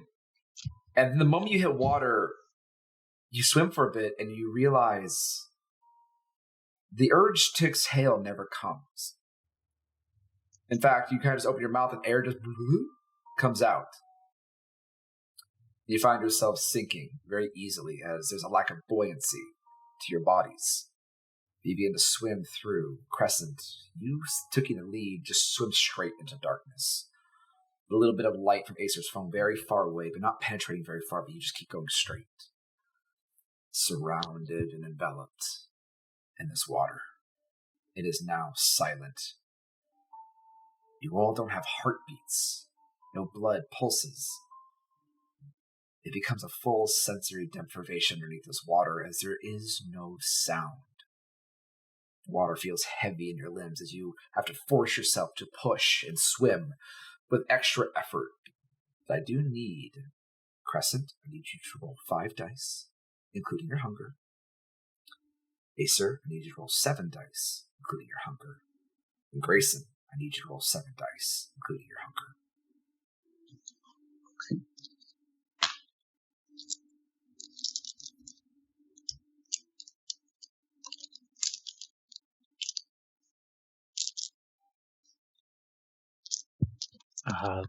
5 successes?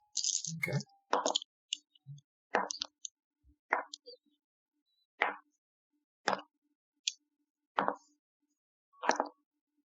Um, 4 successes. Okay. 5 successes. You all continue swimming on and on and on.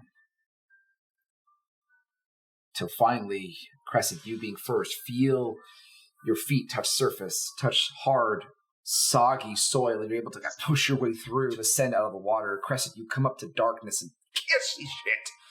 As fast as you want to come charging through, you stop and just, come on. Before the light finally comes through, after about a minute or two later of Grayson and Acer coming to the surface, Acer's light kind of peeking through, and as you look over down the corridor, you just happen to see a humanoid shadow turn a corner. Guys, something over there. What? Acer, over there. I'm gonna point in the direction where I saw the humanoid. Somebody's over there. I'm going to shine the light where she's pointing. As you point down the hallway, there's a sharp corner. The walls now have seemed to have faded away from natural stone to just hard cut stone. You guys can even almost see the pattern of brick. Some kind of foundation. You're somewhere. This is a bit different. But you do see there is a path. Let's go. All right, I'm following behind. Got my flashlight. All right. You full on charge ahead, take a sharp left, and begin running, catching up, running as fast as you can. As you all run, the lights on your devices begin to flicker in and out briefly. Something is odd happens, but you keep pushing through, flickering on and on and on. Crescent and Acer, you keep running as there's a brief moment where the lights just go out, but almost immediately snap back on. Not enough to really draw your attention. You keep going until you find yourselves in the center of what could be described as an alleyway. You look around, you see sources of cut stone brick everywhere, like some kind of basal foundation. There's hard cobblestone underneath your feet. The ceiling itself seems to have extended a little bit, maybe about 8 feet high, to Natural's cavern wall with cracks laying everywhere, going in every direction. You look ahead of you, and there's just this maze network of different alleyways. And you look around. Grayson's gone. It's Grayson. You're right next to your friends, taking up the tail end. You run with them. You're sprinting with them even. And then as they run, their light seems to get farther and farther away. So you run harder, and you keep losing them. Keep losing them. You keep going. And they fade off into the darkness. Damn it. I told them, stay together. Fuck. Grayson? Grayson? You hear nothing, Grayson. Just looking around. You look around, it's just dark. The light, as you kind of look around the walls have suddenly extended out. You seem to be in a very large room. You spin around.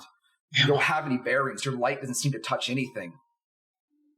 You hear the sounds of something like a rock break, and you spin. You hear footsteps behind you as it begins to step. You try to follow it, and it just seems to just be encircling you. Something is out there, but you're just surrounded in darkness. Your light flickers for a moment before you hear, and you spin wide as you feel something strike you hard in the shoulder. It causes you with such impact. You spin around and hit the ground, and your hand reaches up just instinctively, and you feel wood. You feel wood against your shoulder as you pull out and look at it with wide eyes. You look up, just pull your light out, see where the shot comes from. You see a silhouette in the darkness, wielding a crossbow.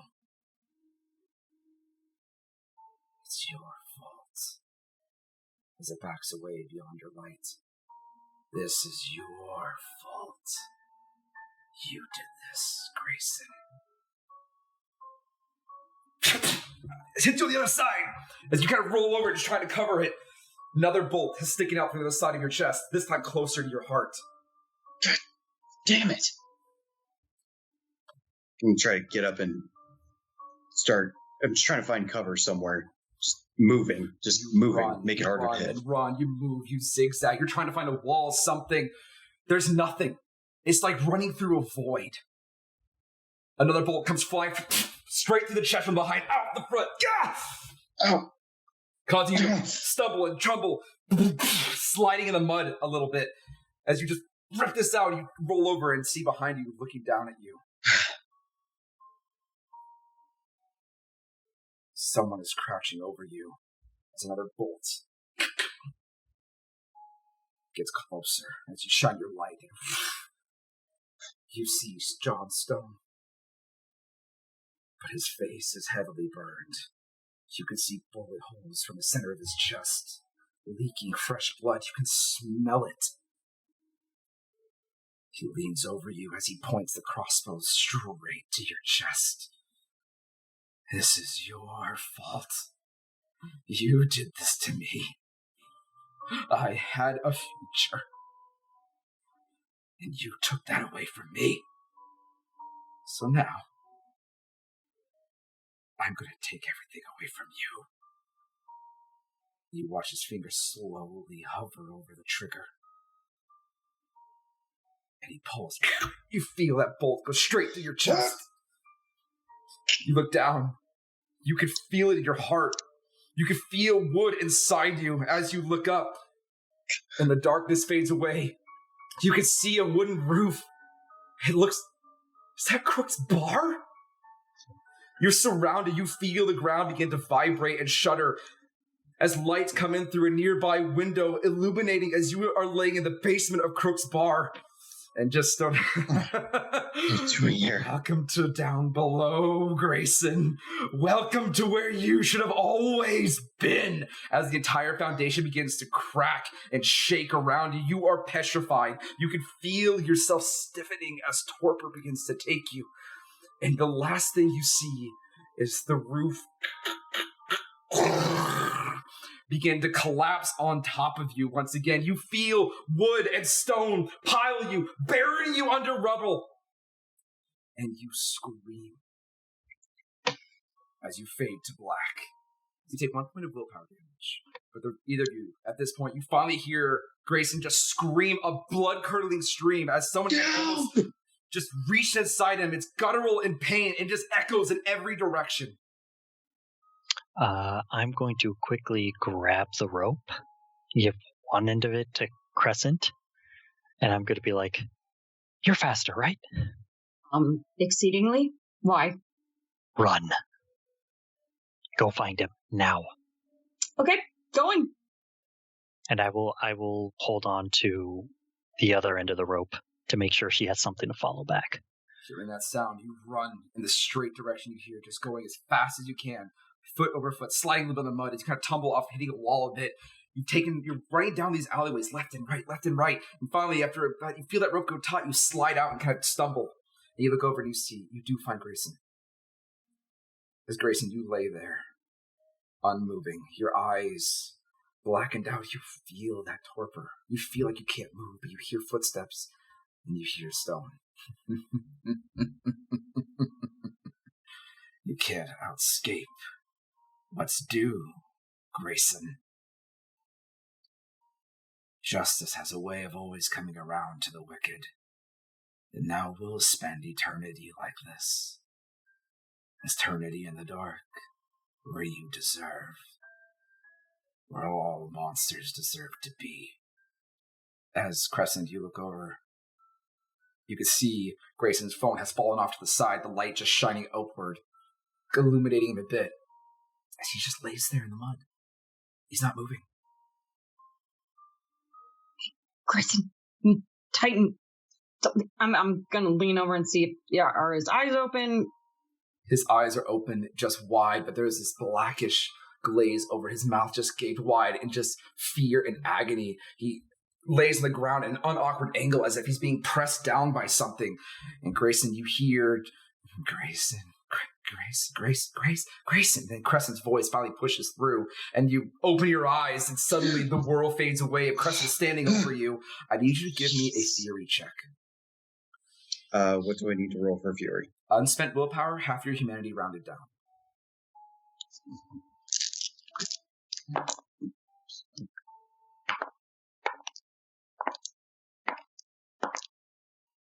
Five successes. That is more than enough. As the panic, the fight or flight, immediately comes rushing back into you. Stone, he's right. Crescent? I grab onto Crescent. Yeah. Look, that's Crescent. Crescent. Hi. It's not you. Yeah. It's you. You okay? It's not you. Wait, what did you think it was? Stone. Stone. Stone. Dead He's here. Stone? Stone was here. He was staking me.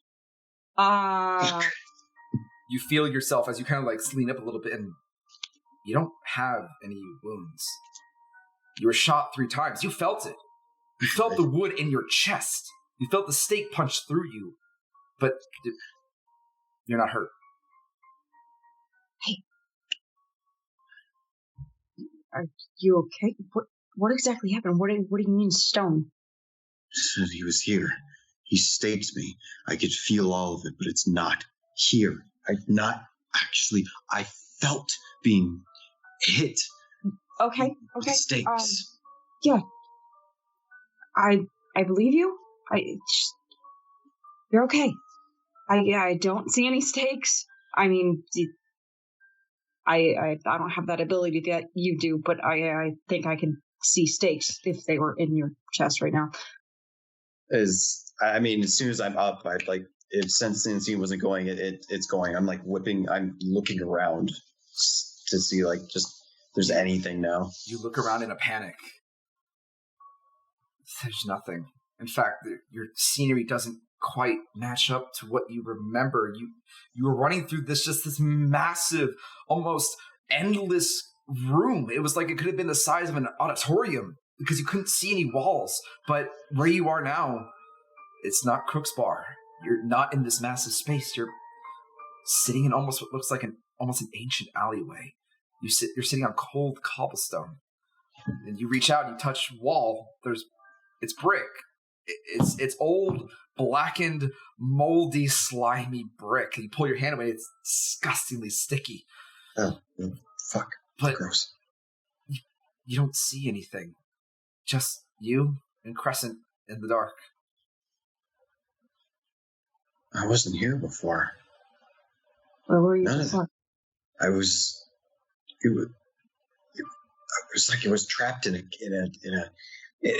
cave, but it didn't have any of this. There was no walls, no nothing. It was just I this is not what I saw. I was in Crook's bar. It collapsed on me again. Crook's bar is probably far away from here, Grayson. We turned around and you were gone. And I looked for you guys, and you ran off. I tried to catch up, and you guys, the light kept disappearing, and I couldn't. Next thing I know, I mean, the light flickered once.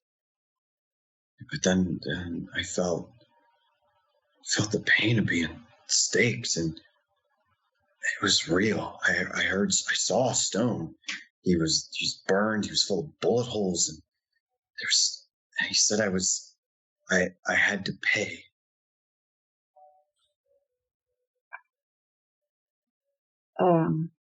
Something is not right about this place, Crescent. Something is not right at all. Yeah, I'm getting that feeling. I'm going to tug on the rope that Acer has on the other end. You feel the rope has now almost gotten completely taut as you were quickly running out of slack, Acer, before it does stop, and there's a hard tug. Oh, okay. I'm going to tug twice. You feel it. Yeah, let's go reconvene with Acer. We need to stay very close. We need to stay very close together. I would definitely. It's trying to do something to us. Okay, well, just stay with the rope. If you can just keep holding the end of it. I've got the middle here. We'll go back to Acer. It'll be okay. Downside is this place is a maze, and we've definitely lost track of whoever I saw. I'll keep looking for the rapiers. They're leading us. They're like markers. If we keep finding them, they'll lead us somewhere. Just looking for them. Just looking for them. Hey, Titan. Grayson, Titan. I'm here. I know. I'm just making sure you're okay.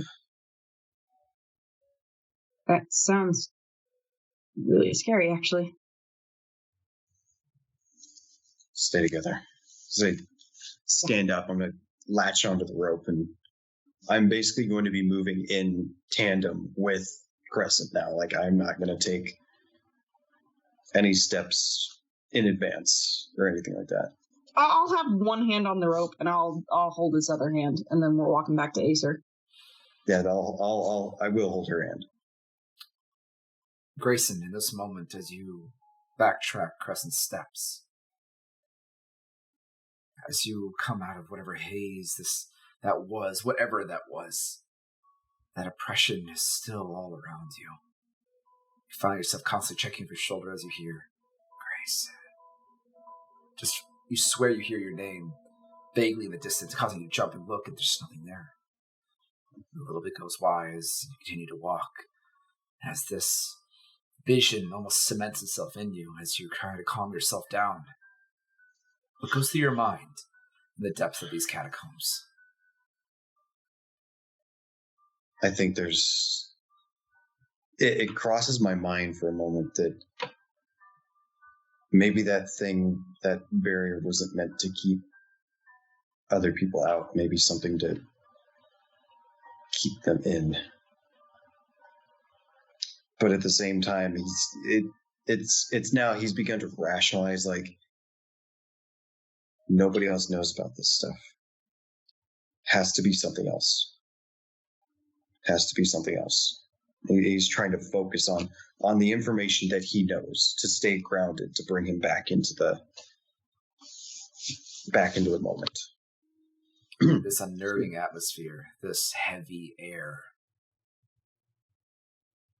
You trail your way back through the corridor, where eventually you do meet up with Acer in the middle of this ancient alleyway. And that, for now, Acer, as you see your friends slowly, carefully come back through the dark, you see a wide-eyed fear on Grayson's face as it slowly begins to fade away to a calculating and observant look. we're going to go ahead and put a pause on our story as it is late. As Grayson, as you rejoin your friends, the last thing you can definitely hear is Stone's voice in the distance, beckoning you back into the dark. Grayson. No, stay where you belong, in the dark. And that's where we're going to pause it for now. As we will continue next week, further into the catacombs. So, at this point, I would like to take the time to thank you all again for joining us for another wonderful evening. I'd also like to take a special moment to make sure you all are aware to take care of yourself and be safe out there. We understand the state of the world, with a lot of current events going on, it can feel very scary and very disconcerting in many different ways. So, we just want to say from the bottom of our hearts, we appreciate you all spending time with us. May God bless every one of you, and you all stay safe. Thank you so much for joining us. No fancy exit tonight, just sincere appreciation for you all spending your very hard-earned time with us as we enjoy doing this every single week. And we'll see you all next week. Have a good night, everyone. Till next time. Good night, guys.